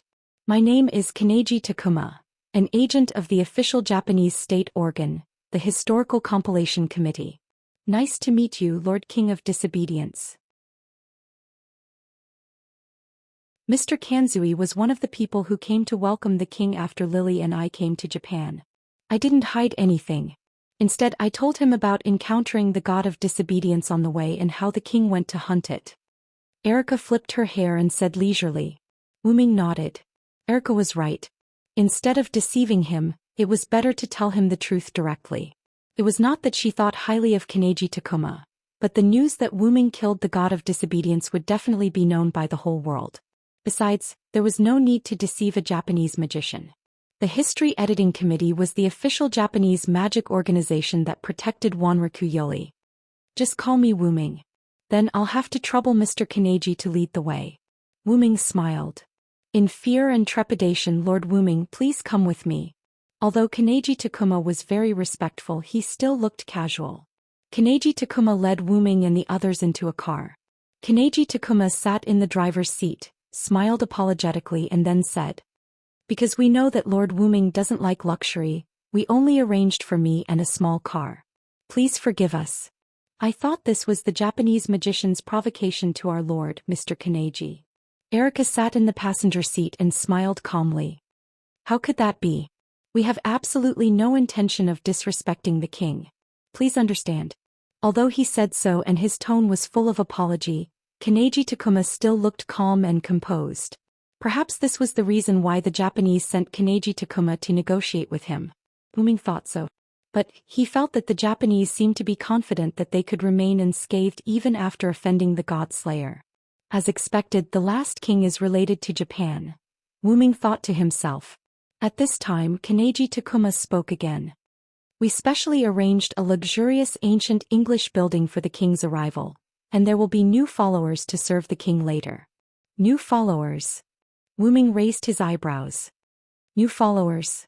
Erica and Liliana were also a little confused. However, Kanegi Takuma continued as if he didn't see it. "Because this is the first time the king, Miss Blountry and Miss Kranikar came to Japan, we were afraid that the two of you wouldn't be able to take good care of the king, so the higher-ups specially arranged new followers to serve the king." Liliana thought about it carefully and found that there was no problem. Erica glanced at Wu Ming. After Wu Ming nodded, Erica asked a question. "Then what are the number, gender and function of the new followers?" However, Kanegi Takuma smiled. "Don't worry, Miss Blountry, there are only 2 followers and they are both women. One of them is someone the king knows." Someone he knows. Erica and Liliana couldn't help but look at Wu Ming. Erica and Liliana were curious about when Wu Ming, "Someone I know?" Wu Ming said with some surprise. "Could it be?" Wu Ming muttered as he thought of something. The car stopped in front of a luxurious ancient English mansion. "Please come in, I believe the new followers the king knows have arrived." Kanegi Takuma led Wu Ming and the other 2 into the mansion. A beautiful girl with chestnut-colored hair wearing a white top and green bottom, which costume was cleaning the courtyard. "As expected, it's you, Wanli Gu Yoli," Wu Ming said as if he had expected it. But Wanli Gu Yoli was shocked.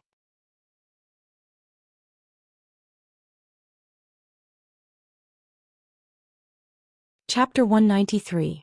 In the living room of the villa. Wu Ming sat on the sofa while Erica and Liliana stood beside Wu Ming. Even so, Wanli Gu Yoli still poured 3 cups of tea. Because Wanli Gu Yoli had met the king before, he could be considered a half-acquaintance. Moreover, he had a high-level talent ability, spirit vision, which could be of great help to the king. Therefore, Wanli Gu Yoli was one of Wu Ming's followers in Japan. After saying that, the other follower is already on the way, Wu Ming Gonchi left leisurely. "This is spiritual tea picked from the land with abundant spiritual energy. Please enjoy." Wu Ming picked up the teacup and took a sip. His eyes lit up. "It's really good. The taste is comparable to the spiritual tea that Suelian poured for me." "Is that so? It's good that you like it." Wanli Gu Yoli breathed a sigh of relief, his little face flushed. "Oh, did Lord Wu Ming communicate with the hierarch? They called so intimately. Was it before? I remember that the place where we met the god of disobedience was indeed China." Erica narrowed her eyes and looked at Wu Ming. "My king, please have some self-respect." Although Liliana had only said a simple sentence, her slightly red cheeks proved that she was not calm in her heart. "Ahem, the 2 of you don't have to stand. Quickly sit down and taste the tea that Yoli brewed for you." Wu Ming coughed and ordered. "Huh." Wanli Gu Yoli was a little surprised to be called directly by his name. Seeing this, Wu Ming explained, "Sorry, I like to call others by their names. If you feel offended, I can call you Wanli Gu." "Honorable Demon King, please forgive the god of disobedience. If I offended you, please only punish me and don't affect the surroundings." Wanli Gu Yoli immediately sat down and apologized. Wu Ming was a little helpless. Did he have to be cruel because he was a god slayer? He was not like Woban Luo Hao. Don't worry, I won't punish you, nor will I do anything to the surroundings. Hurry up and get up. While speaking, Wu Ming used the short pointer to activate the magician avatar. The incarnation of the magician, who used to be a young man, had the ability of the young man incarnation to control humans. After Wu Ming finished speaking, an invisible force controlled Wanli Gu Yoli, causing him to uncontrollably stand up. After contacting the incarnation, Wu Ming looked at Wanli Gu Yoli, who wanted to kneel down again, and took a sip of tea. If you still kneel, then I will continue to use my authority. This time Wanli Gu Yu supported his body and did not kneel down. Seriously, Wu Ming, you're really rude, Erica said helplessly. Don't worry. The king waiting for me in front of you is the easiest to talk to among the 7 kings. There's no need to be reserved. After a moment of silence, Wanli Gu Yoli nodded his head skeptically. Hurry up and sit down and drink the tea. It will lose its flavor if it gets cold, Wu Ming urged and took another sip of tea. Then he glanced at Wanli Gu Yoli. Sit down and talk. Wu Ming had no choice but to order Wanli Gu Yoli to sit down. Then I won't stand on ceremony. Excuse me. After Erica and Liliana said goodbye, the two also sat down and tasted their tea. It's really the best. Is Wu Ming's taste too high? He actually said it's not bad. Erica took a sip and was also surprised. It's delicious. Thank you very much, Wanli Gu Yoli, Liliana thanked him solemnly. No, it's okay, Miss Kranikar. Wanli Gu Yoli, who was still blushing because Wu Ming called him by his name, quickly waved his hand and said, Please call me Liliana. There's no need to call me Kranikar, Liliana said seriously. Me too. Just call me Erica, Erica said gracefully. Okay, please take care of me. Miss Erica, Miss Liliana, please call me Yoli. Please. Wanli Gu Yoli bowed slightly. Of course, Yoli, Erica said with a smile. Okay, please take care of me, Miss Yoli. Just call me Wu Ming. Don't call me the king of disobedience. How can I do that? That's too rude. Then, under the gaze of King Wu Ming, Wanli Gu Yoli nodded. Then Erica raised her doubts. Yoli, when you met Wu Ming just now, you looked shocked. Don't you know that the king you are going to meet is Wu Ming? This was also what Wu Ming and Liliana were puzzled about. That Mr. Gonzai told me that he needed me to serve the king who's coming to Japan, but he didn't tell me who it was, so. Wanli Gu Yoli said softly. At this moment Wu Ming put down the teacup in his hand. Then let me ask you. Are you willing to be my follower, Wanli Gu Yoli? When Wu Ming said this, the place instantly fell into an awkward silence. Erica and Liliana did not say anything. They understood Wu Ming's intention. Don't worry. If you're not willing, I can let you go back.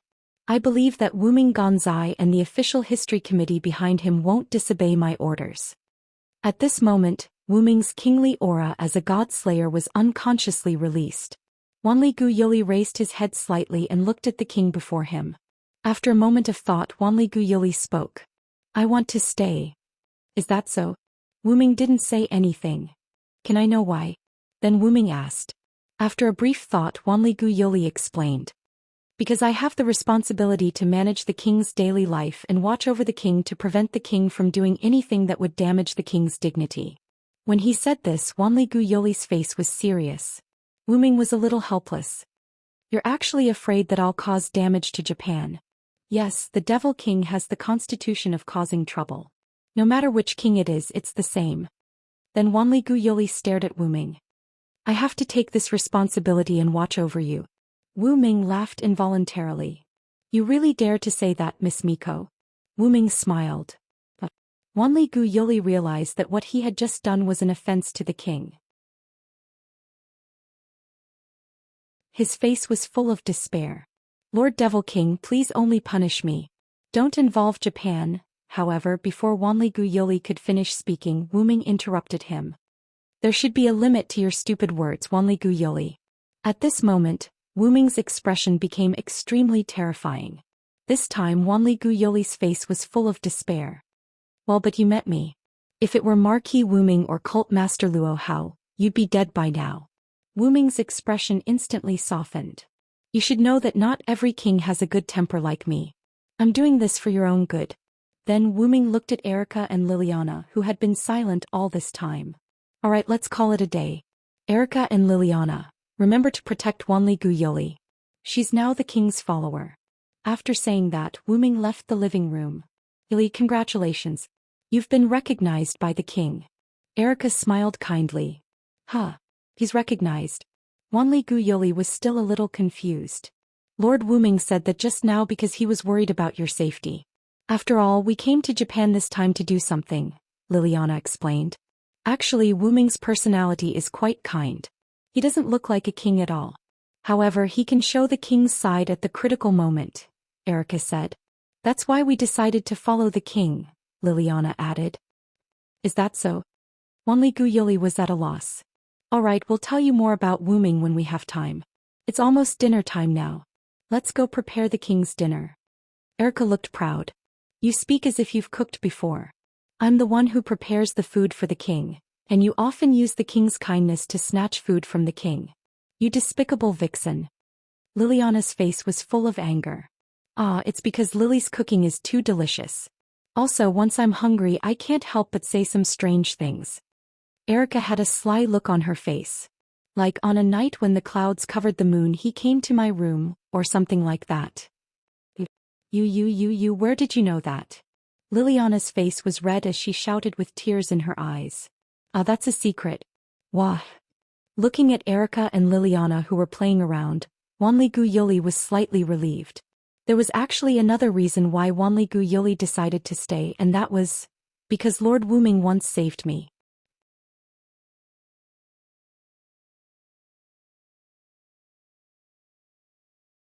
Chapter 194. On the second day after Wu Ming settled down, a guest came to the villa where he was staying. It was a beautiful girl in a Japanese school uniform with long black hair.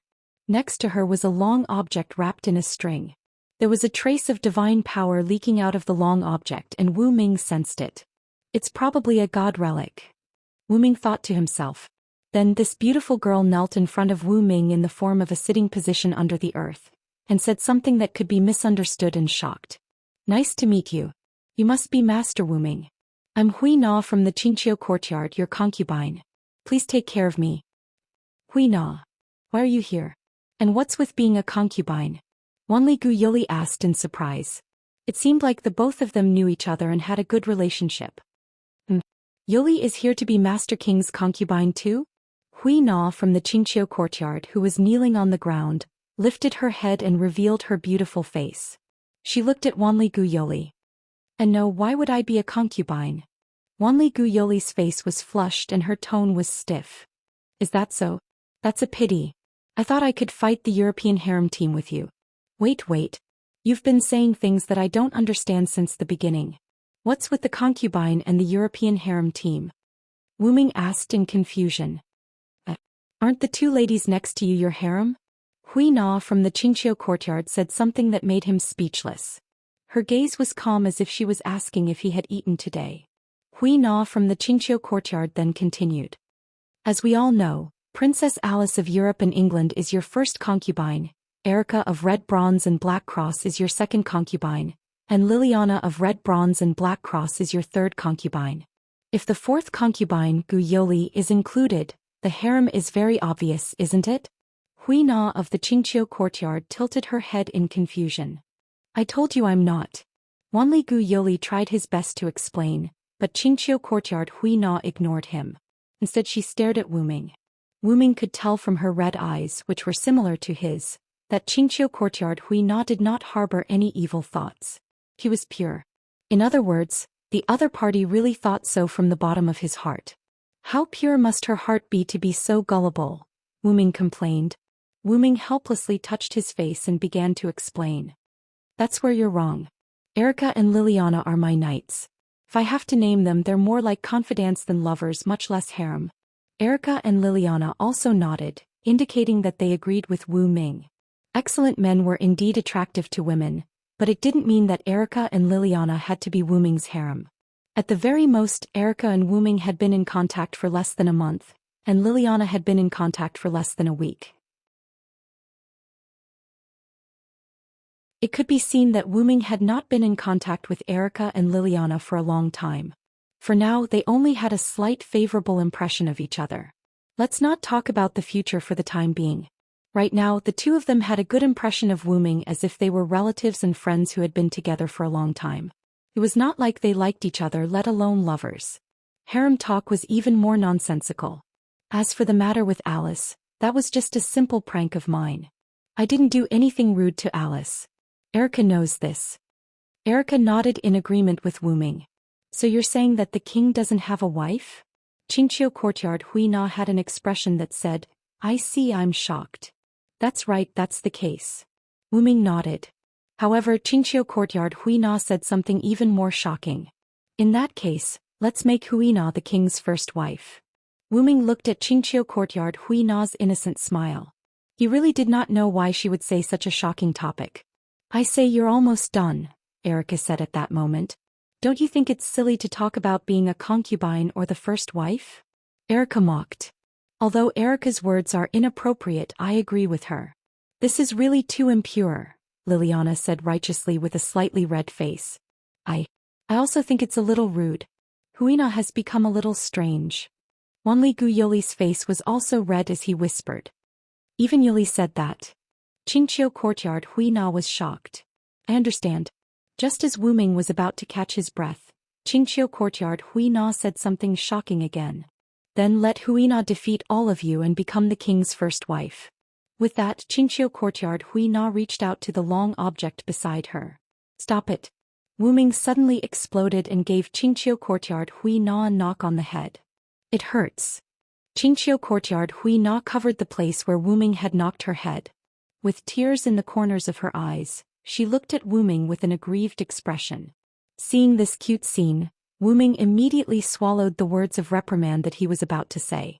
In short, you will now follow me as my follower. That's it. Wu Ming sighed and said tiredly. Yes, I will definitely work hard to become the king's first wife.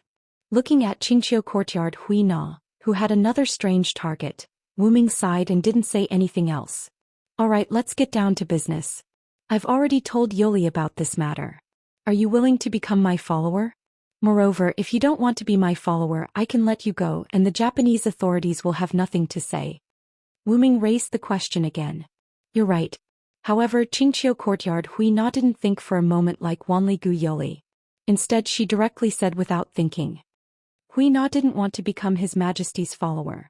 Grandfather told Huina to become His Majesty's follower, so Huina came. Hearing Qingqiu Courtyard Huina's words, Wu Ming wanted to say something but she continued. But I'm now interested in the king, so I've decided to stay. Looking at Qingqiu Courtyard Huina's serious expression, Wu Ming swallowed the words he wanted to say. Sure enough, the purer she was, the stronger she was. Qingqiu Courtyard Huina's incomparable naivety almost made Wu Ming suffer internal injuries. So that's it for the time being. Then Wu Ming looked at the long object beside Qingqiu Courtyard Huina. If it's you, you don't need protection, right? Wu Ming said. Of course, Your Majesty. Huina is Japan's first witch, Tachibana.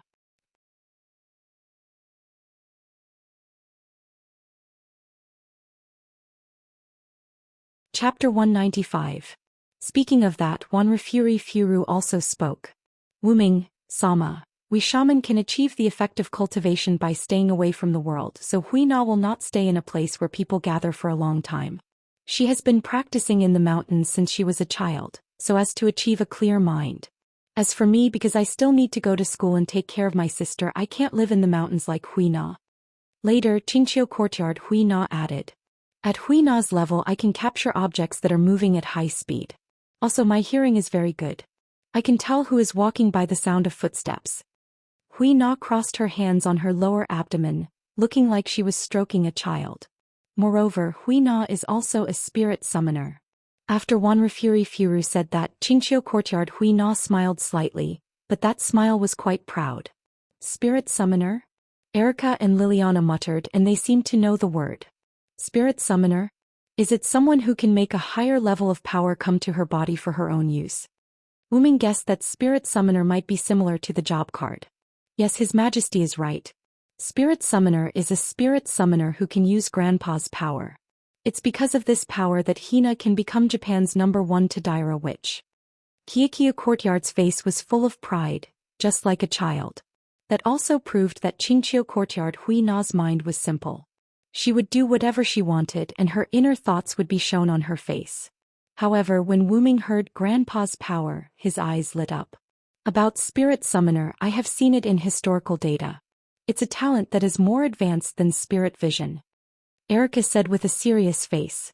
Moreover, the shaman who can borrow God's power must stay in nature for a long time, not be contaminated by the secular world, and keep her body clean, otherwise she will lose the ability to invite God to come. Erica looked at Wu Ming and blinked. If that's the case, it seems that Japan is ready to bleed, my lord. Wu Ming naturally shrugged indifferently. Wu Ming naturally knew what Erica meant, and from Qingqiu Courtyard Hui Na's words, it was not difficult to judge the meaning of Japan's side. It was nothing more than using a honey trap to tie Wu Ming and Japan together, or let Qingqiu Courtyard Hui Na follow Wu Ming. Since Erica became Wu Ming's knight, the status of Red Copper Black Cross instantly rose to the top in Europe. It was also because of this that Liliana could be said to have been gifted to Marquis Warband by the Black Bronze Cross.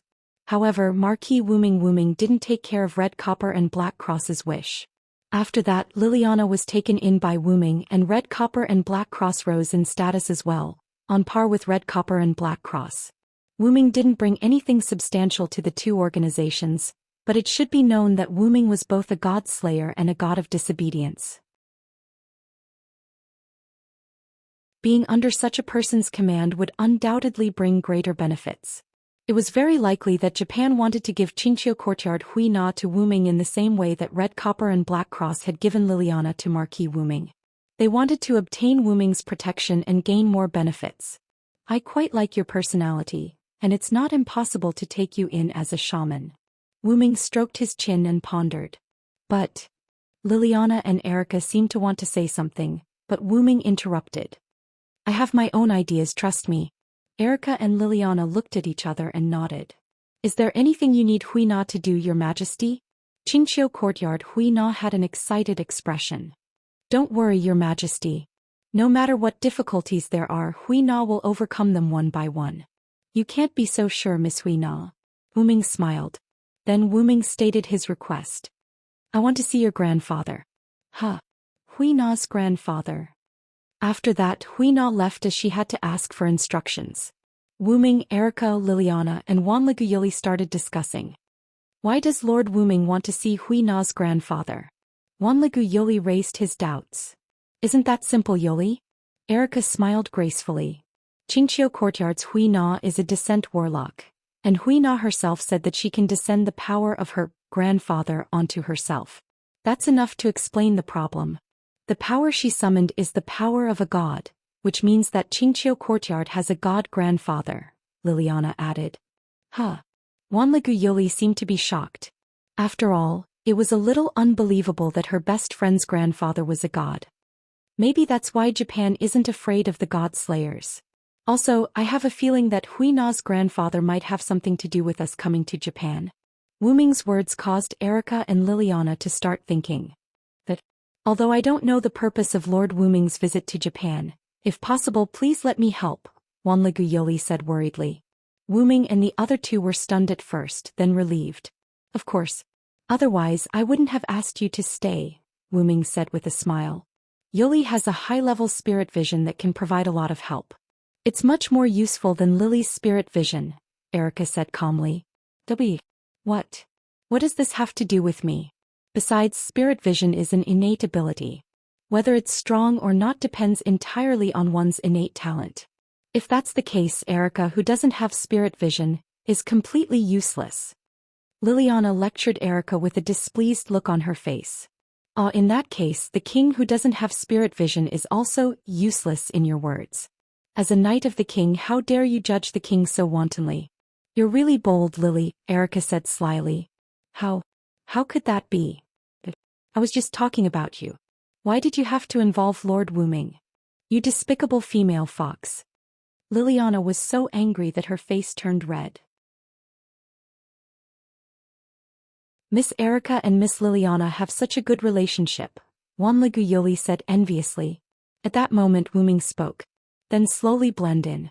If it's you, you can definitely do it, Wu Ming said with a smile as he looked at the witch Yuan who had the spirit of sacrificing herself to protect others. Wanligu Yoli was stunned at first, then smiled and nodded. Yes, I understand, Lord Wu Ming.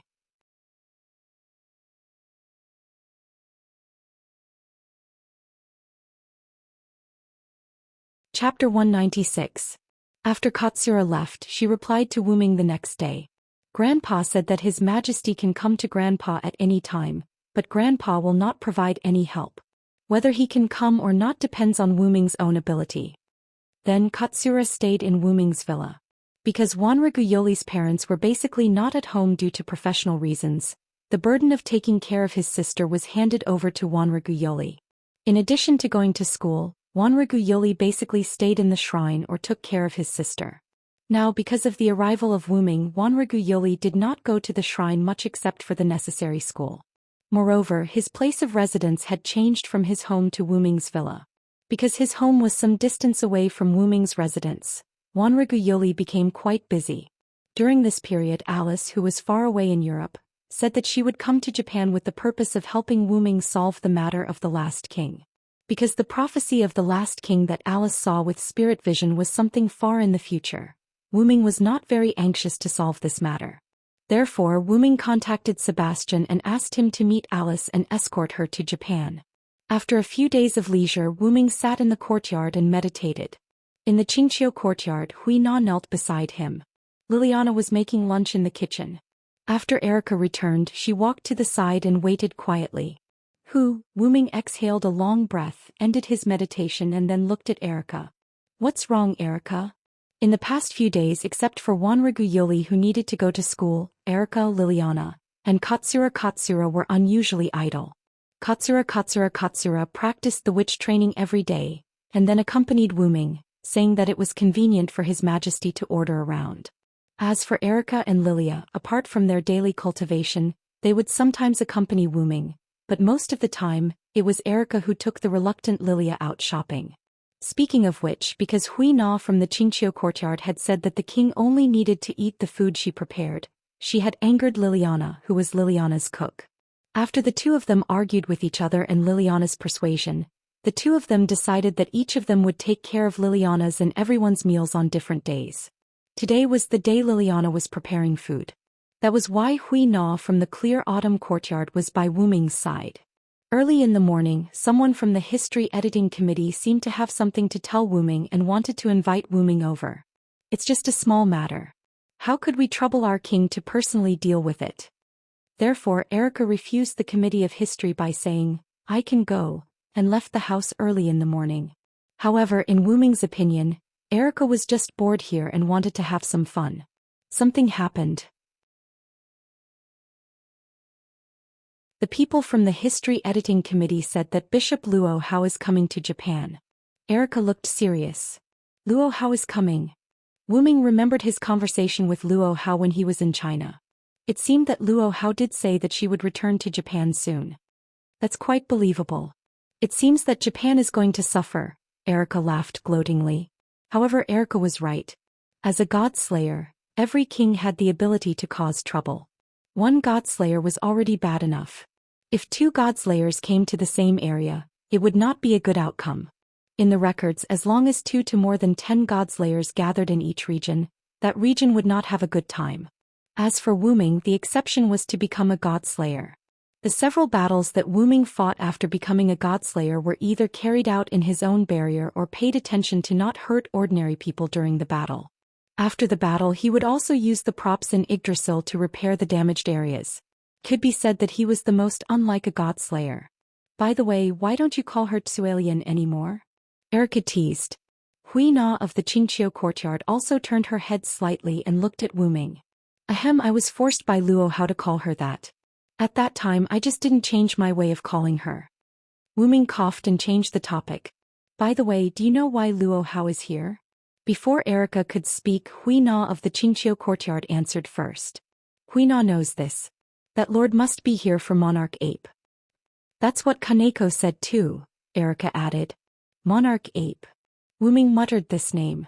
It didn't sound like a human or a magician. It sounded more like a monkey-type god of disobedience. I've never heard of a monkey-type god with the name Monarch Ape. Wuming thought about his memory and asked Collis to search for information about Monarch Ape. Wuming, can you guess the true identity of Monarch Ape? Erica smiled slyly. Seeing that Wuming was thinking Hui Na of the Qingqiu courtyard gave him a clue. Actually, that's a god from another country that Grandpa tricked. Hearing Hui Na of the Qingqiu courtyard say this, Wuming touched his chin. Hearing this hint and thinking about Luo Hao's behavior of questioning about coming to Japan, Wuming could almost guess who this monarch ape was. The great sage Heaven's equal Sun Wukong. Erica said the name of this god of disobedience. Sure enough, from the 3 hints of other gods, Luo Hao's country and the monkey, he could only think of the all-powerful great sage Heaven's equal. Actually, Monarch Ape is still sealed. Hui Na of the Qingqiu courtyard said something surprising. Sealed? Where? Wuming asked. In the West Heaven Palace on Mount Riguang. Hui Na of the Qingqiu courtyard smiled. Mount Riguang was located in the Kanto region. As a tourist attraction with many shrines and temples, it attracted many foreign and domestic tourists every year. Especially in autumn, the red maple leaves on Mount Riguang were the main reason for most tourists to come. According to Kaneji Winterhorse, 100 years ago, hierarch Luo Hao came to Japan with the excuse that it's a shame that he was raised by the Japanese despite being a hero of our country. He raised the West Heaven Palace together with the ground. But because Monarch Ape escaped to secluded world, it was left unsettled, Erica added. So Luo Hao's purpose is to try to kill the great sage Heaven's equal again. In that case, doesn't he have to first liberate the disobedient Sun Wukong? Wuming already understood why the history editing committee came to him. Not to mention the conflict between the 2 kings, just the fact that hierarch Luo Hao liberated Monarch Ape and made him appear as the disobedient Sun Wukong was already a disaster. If it's Luo Hao, it's understandable.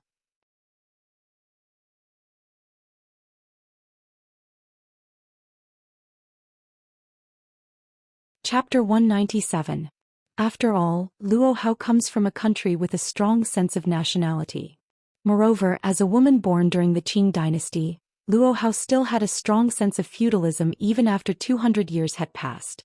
Those not of my race will definitely have different intentions.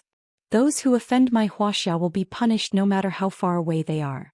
These words didn't come from the country where Luo Hao came from.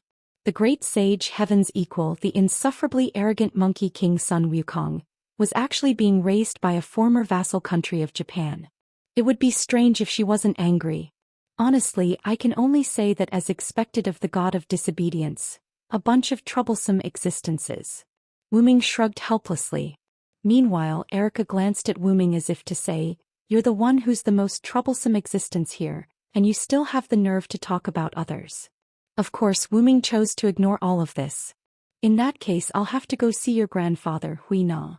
At night, Wuming, Erica, Liliana, Wanli Yoli and Hui Na from the clear autumn courtyard gathered at a shrine. At this moment, Wuming was squatting on the ground and drawing something. Soon the last stroke was completed.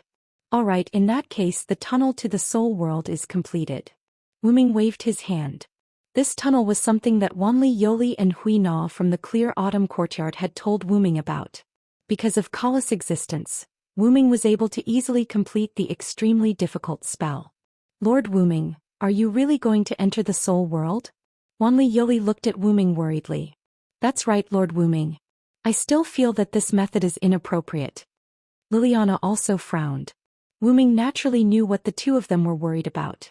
The soul world, also known as the astral world, was the boundary between life and death, the crack between the worlds. The air in the soul world was unable to allow anyone to survive. Ordinary people or even magicians, if they stayed in the soul world in a state where they had no magic power, it wouldn't take long for them to enter a poisoned state. It would only take a few minutes for them to completely die. Although it was called the boundary between life and death, if one died in this world, their body and soul would also disappear. This was enough to show just how terrifying the soul world was. However, this wasn't the most terrifying part. That was because as long as one didn't have a physical body or had magic power cover their entire body, they would still be able to survive in soul world. The most terrifying part was the god of disobedience. That's right. Although the gods of disobedience all appeared in the real world, there were also gods of disobedience in the soul world. Ever since the ancient times, powerful creatures had been bound by human myths and legends. In the soul world there were multiple gods including Pandora, whom Wu Ming had met not long ago. A conservative estimate was that there were more than 20 gods in the soul world. Apart from the king of disobedience, there were also all sorts of powerful creatures, such as human magicians who had reached the pinnacle of cultivation, god ancestors who had fallen from the goddess of the earth, and so on. It was just that there were far fewer of them in soul world. These gods were basically all tired of wreaking havoc on the earth, so they all entered the soul world, which was called seclusion. However, there were also exceptions, and Pandora was one of them. The witch Pandora, she was the god of disobedience who had existed in the soul world since ancient times. Killing the god of disobedience and obtaining its power was a great curse set by Pandora. As the witch who left behind the only hope for mankind, Pandora could already be said to be the mother of the god slayers. That was also why when Wu Ming first met Pandora, Pandora called herself mother. After that, perhaps because of Wu Ming's identity as the god of disobedience, Pandora took a step back and chose to be the elder sister. Wu Ming still had some doubts about becoming a god slayer with the identity of the god of disobedience. Wu Ming always felt that Pandora knew that he wasn't from this world. Wu Ming didn't believe that Pandora just chose an ordinary god of disobedience to become a god slayer. It may also be because of this, under Pandora's design, Wu Ming could become a god slayer in this world with a disobedient body. Now that I thought about it, Wu Ming, the god of disobedience, entering the soul world seemed quite reasonable. Don't worry, I am the combination of snake and steel. Those gods of disobedience who live in seclusion in the soul world are just timid in my opinion. In the face of timid people, even if there are many gods, I won't do anything. Believe in Wu Ming, believe in the king of disobedience. Erica looked at Wu Ming with confidence. Hui Na also believes that the king will be fine. At this moment, Hui Na exuded a very strong Yamato Nadeshiko smile. It was indeed worthy of being called a top-notch Yamato Nadeko by Kaneko Winterhorse. This momentum was really not for show. Seeing Wu Ming, Erica, and Hui Na said so, Liliana and Yuri didn't say anything, but their worries couldn't be completely eliminated. Then I'll take my leave first, Wu Ming said with a smile.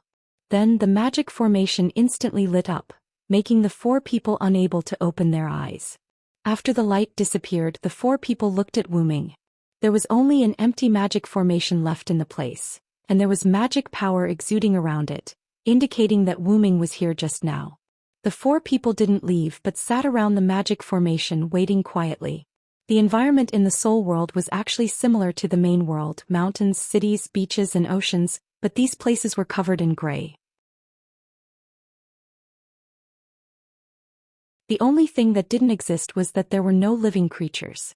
In addition to these ordinary landscapes, there were also various strange worlds in the soul world, such as abstract painting style, Cthulhu style, and other kinds of appearances that were difficult for ordinary people to accept. In addition to these natural existences, the powerful existences in the soul world, such as the god of disobedience, could also create and change the appearance of the surroundings to suit themselves. For example, when Wu Ming met Pandora, the space she was in was a completely white space with nothing else. This was the environment that Pandora had created for herself. Inside the soul world, a ray of light suddenly appeared. After the ray of light landed, it transformed into Wu Ming. Wu Ming's current environment was a city that looked similar to the main world. However, this city was covered in gray. So, this is the soul world. There's so much magic power here, Wu Ming exclaimed as he observed his surroundings and sensed the abundant magic power here. Master, I can sense knowledge. At this moment, Kala spoke up while standing on top of Wu Ming's head. Knowledge? Wu Ming asked. Yes, Master. You can try to think about some things. Wu Ming listened to Kalas and activated the god of disobedience. Wu Ming instantly opened his eyes wide as a large amount of knowledge poured into Wu Ming's mind. Wu Ming stopped thinking and shook his head. This was the side effect of a large amount of knowledge instantly entering his mind. I never expected that the soul world would have such an effect as well. While Wu Ming was thinking about the god of disobedience, almost all the information about the god of disobedience started flowing into Wu Ming's mind. However, because there was too much information, Wu Ming instantly disconnected the information. Could be said that the soul world was a gigantic global information library. If one wanted to find any information, they could meditate in the soul world, and the soul world would instantly stuff all the information into their mind. That's right, the soul world would stuff all the information that one wanted into one's mind. Wu Ming thought of a word. Omniscient and omnipotent. As long as one thought about something in this world, they would definitely obtain the answer. What else could this be if not omniscient and omnipotent? Collis, I'll have to trouble you this time.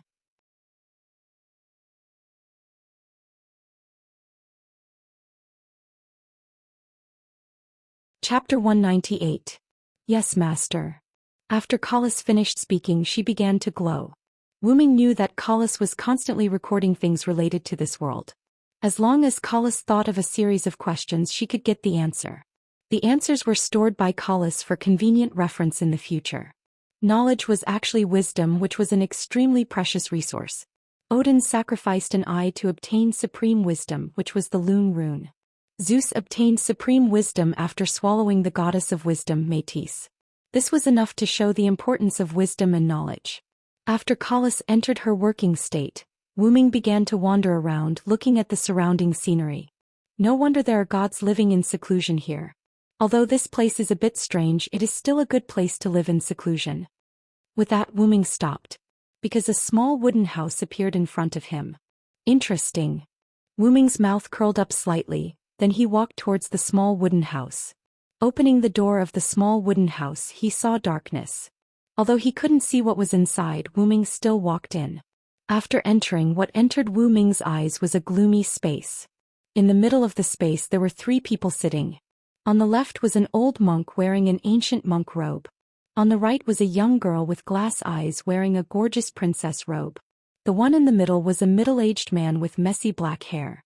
He was dressed in a rather sloppy ancient warrior's attire.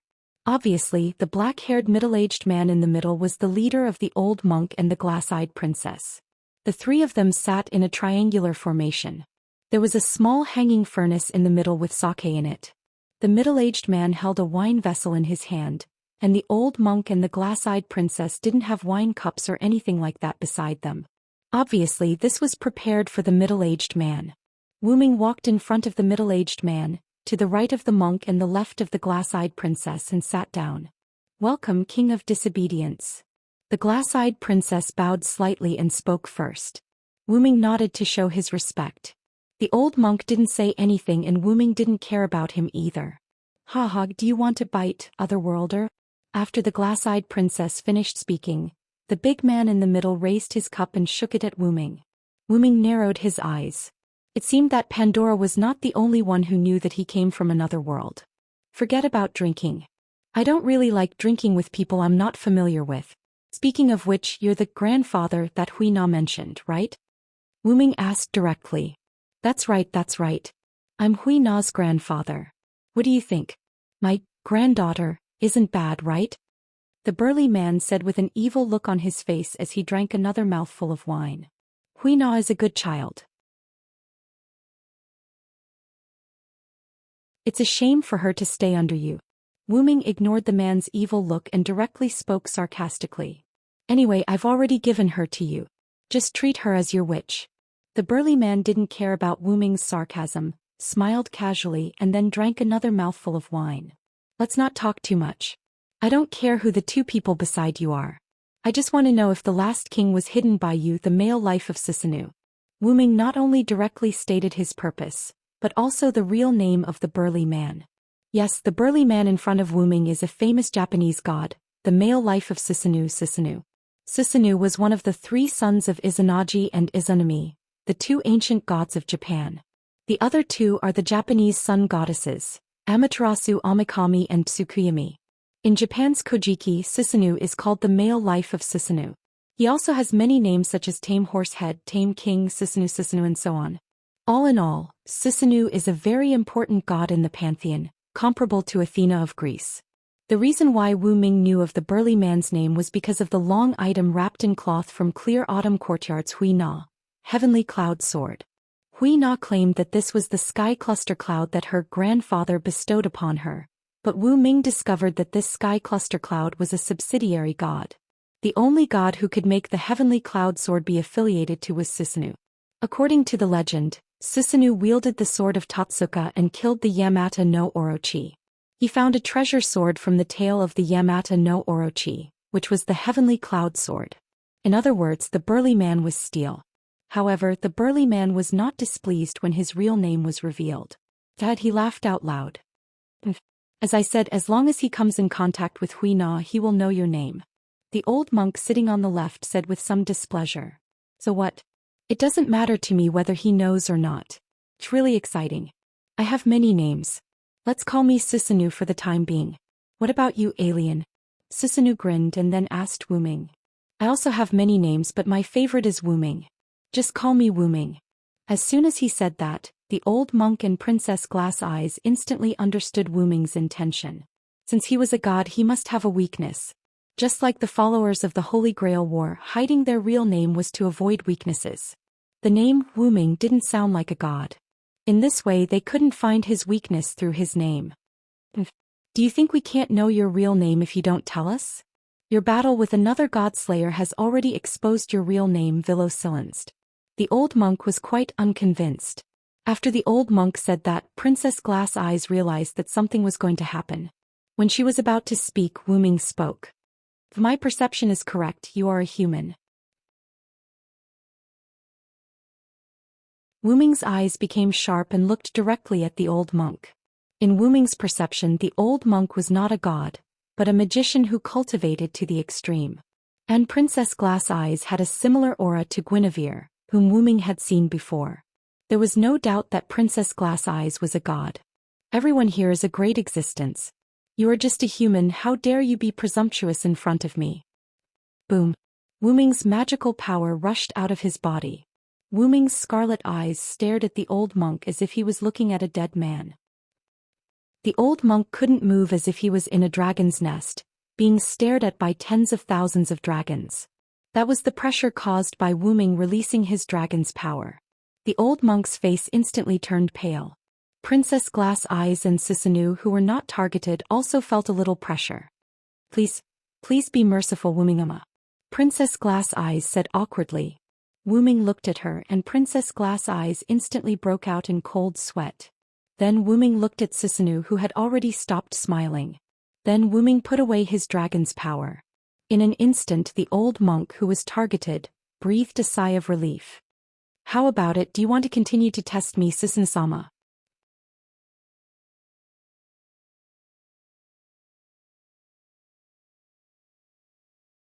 Chapter 199. Wuming's words were not wrong at all. From the beginning, when Wuming came in, the old monk did not speak. It was not until Wuming said Susanoo's real name that the old monk opened his mouth. Every time the old monk spoke, he was targeting Wuming, and Wuming could naturally see it.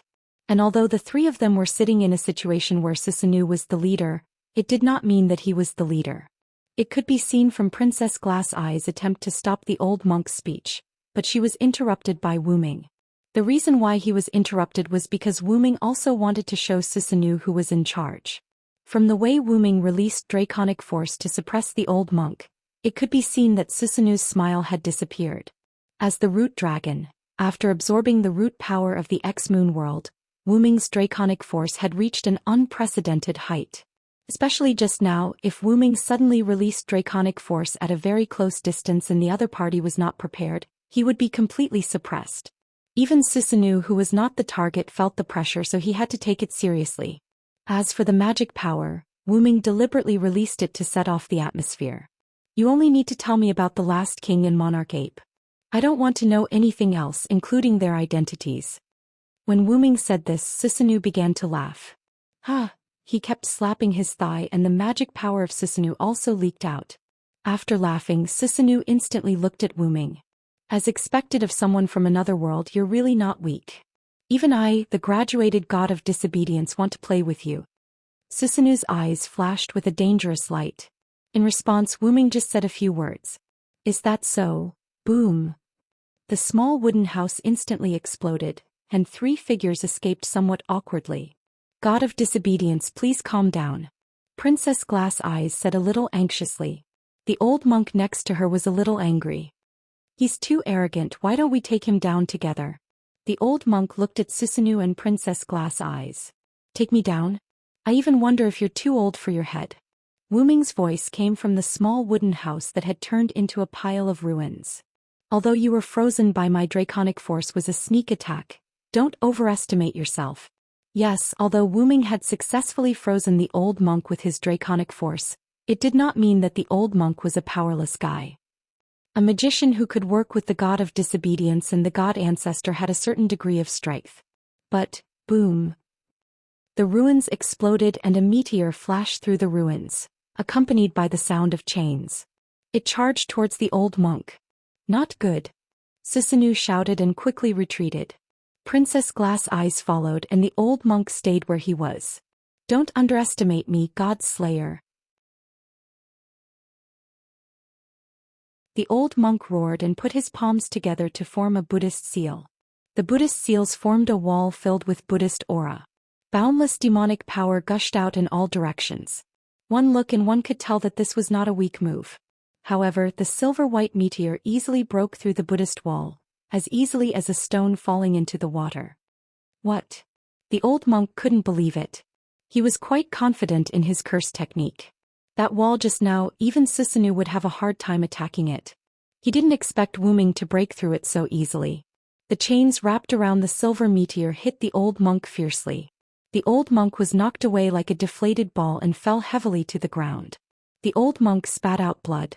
Obviously, as a human, even if his means were superb, his physical fitness was still inferior to Wu Ming. The silver meteor stopped, revealing Wu Ming's figure holding the rune of 10,000 methods. He just relied on the rune of 10,000 methods to easily break through the old monk's Buddhist wall. After all, as long as it was made of magical power, rune of 10,000 methods could return it to its original state, that is, nothing. In fact, if you used countless rule breakers to pierce a servant, you would be able to directly return to the martyr's palace. This was because a servant was an amalgamation of magic power. Of course, that was only if the servant stood there and did nothing to stop you from stabbing it. The rule breaker talisman in his hand, which had exhausted all of its power, shattered. Then Wu Ming looked at Susanoo, who dodged the chains just now, and Princess Glass Eyes, who went to the old monk's side to heal him. At the same time, Princess Glass Eyes spoke. Please calm down, Lord of Disobedience. Princess Glass Eyes' voice sounded quite helpless. Because she respected Wu Ming from the beginning, Wu Ming didn't want to trouble her, so Wu Ming didn't care about Princess Glass Eyes who healed the old monk. As for the old monk, if it weren't for Princess Glass Eyes, he would have died a long time ago. One must know that the current Enkidu was not a chain that could only bind the gods and myths. Instead, it had evolved into a powerful chain that could both attack and defend. Moreover, its binding effect had been enhanced ahead of time. That's Heaven's Lock, right? Susanoo asked. Although he didn't know what the lightning-shaped dagger in Wu Ming's hand was, it didn't mean that he didn't know the golden chain. Susanoo, who had a special intelligence channel, naturally knew that Wu Ming had a golden chain in his hand, and it was a chain that could attack gods. After careful study, Susanoo has determined that it was the Enkidu of the Sumer gods in Mesopotamia. That was why he dodged Wu Ming's attack just now. If he was tied by that chain, he would be at the mercy of Wu Ming. As expected of the Susanoo who used tricks to kill Orochi. Seems that you can only play tricks. Wu Ming sneered, then turned around. Susanoo's face was gloomy. I will kill the great sage, heaven's equal, and I will deal with the last king. After saying that, Wu Ming disappeared. Shrine. After Wu Ming entered Soul World, Erica, Liliana, Yuri, and Hina stayed around the magic formation. No one complained, they just waited quietly. At this time, the magic formation lit up again. All four of them were attracted to it. Wu Ming's figure appeared in the center of the magic formation. How is it solved? Erica asked.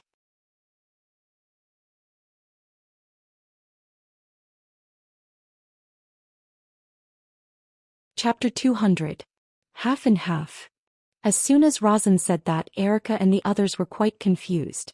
There were two reasons why Wu Ming went to Soul World to see Hui Na's grandfather. The first was about Luo Hao's crusade against the Great Sage. The second was about the last king. Although Silent Wonder didn't get anything out of Susanoo's mouth, because of his relationship with Yushur, The moment he asked the question, Silent Wonder was informed by Yushur about the great sage, Heaven's equal and the last king. However, because Yushur directly transmitted the knowledge to Wu Ming's mind instead of answering the question, Yushur only passed on the history of the last king and the great sage. After the last king killed the last godslayer of the previous generation, he fell into a deep sleep in the place where he killed the last godslayer of the previous generation, which was Japan. Because it was a piece of history, Wu Ming didn't know who the last king was. He only saw the scene of him holding the sword of salvation and releasing the thunder of salvation. His figure was blocked by the lightning, so Wu Ming didn't see his figure clearly. However, Wu Ming always felt that there was a special power protecting him, so Wu Ming couldn't see his identity. The great sage, Heaven's equal, was much easier to deal with. The great sage, Heaven's equal, was sealed by the old monk, Susnu Princess Glassy Eyes, and several other gods who lived in seclusion. They used a spell to target the great sage, Heaven's equal. When the dragon snake appeared, the spell that trapped the great sage would weaken, and the great sage would be released. After the dragon snake was killed, the great sage would be forced back to the western heavenly palace by the spell. Wu Ming guessed that the reason for this was to prevent the dragon snake from attracting the last king of the strongest steel. As everyone knew, steel and serpent were mortal enemies. Where there was serpent, there would be steel. Therefore, in order to prevent the last king from appearing, the great sage needed to eliminate the dragon and serpent. The reason why Wu Ming only said half of it was because there was too little information about the last king, so Wu Ming couldn't analyze the last king's weakness.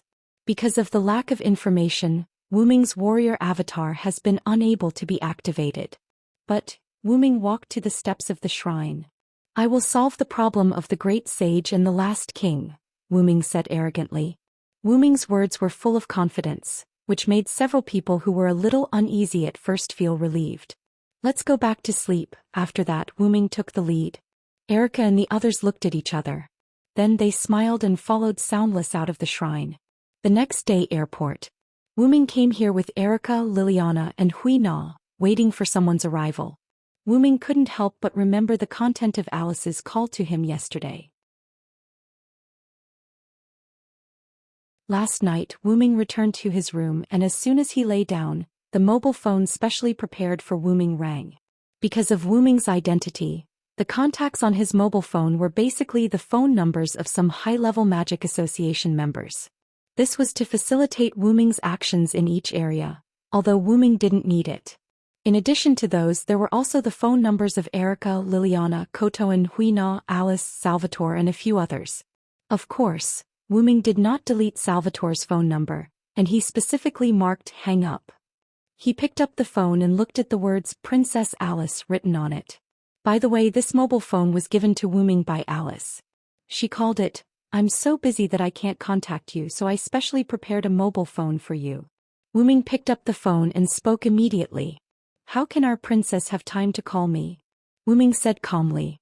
"Master Wu Ming, you are really good at joking. Just call me Alice." Although the attitude was very respectful, Wu Ming still heard a trace of slyness from her words. "Well, take it as a return gift for the last time in your room," Wu Ming said with a sly smile. Although Alice looked like a well-behaved girl, Wu Ming knew that she had the potential to be a little witch in her bones. He could see it just by the fact that she had escaped from his house. "Really, Master Wu Ming, I have something serious to talk to you about now." Although this sentence sounded very calm, Alice, who was on the other end of the phone, had already blushed. Fortunately, there was no one else around her. It was really a blessing to see Princess Alice of Europe blushing. "You are coming to Japan tomorrow, right?" Wu Ming did not tease Alice anymore and went straight to the topic. "Oh. How did Master Wu Ming know? Did Mr. Sebastian say it?" Alice's voice was full of surprise. In this regard, Wu Ming just smiled. When Wu Ming came to Japan, he specifically contacted Sebastian through contact magic and asked him to bring Alice to Japan to study the Last King together. The reason why Alice had not come yet after a few days was that Alice still had to deal with some things in Europe. Alice had originally escaped from her own house using the ghost body, which meant that Alice owed some work. Although Alice was the current special advisor of the Sage Parliament and didn't have many things to do, it still couldn't stop the accumulation of work. In fact, the reason why Alice sneaked to Wu Ming's place in Italy at that time was because the birth of the seventh king added a lot of tasks, which needed the permission of Alice, the former speaker and now special advisor, to carry out. Because of Alice's stubbornness, the accumulated missions had increased by the time she returned. The most important thing was Ericsson's obstruction. Although her master's body was fine, Ericsson was still a little worried about letting Alice cross half the world and go to Japan. As long as she was not facing the God-Slayer, Ericsson could be said to be a perfect career woman. Even facing Sebastian, at most she would just give in a little. Just as Seabass was about to argue with her, Alice stopped him. After that, Alice secretly left her house and boarded the plane. That's right, Master Wuming. I have already boarded the plane with Mr. Sebastian. I think we will arrive tomorrow morning. Remember to come and pick me up. Then after Wuming said, "Oh," Wuming hung up the phone and went to sleep. Really, you are not a child anymore. Do you still need someone to pick you up? In the room provided by the History Editing Committee, Wuming said casually. Although he said that, Wuming still brought his old and new servants to pick him up. Wuming, Her Highness Alice has arrived. You're tuning in to the Dreamy Chapters YouTube channel. We're so grateful for your support, and don't forget to subscribe to join us on this incredible journey through captivating stories. Your generosity through donations truly makes a world of difference, as it's the primary source of revenue that allows me to expand and enhance this channel for you. Thank you from the bottom of my heart for being a part of this adventure.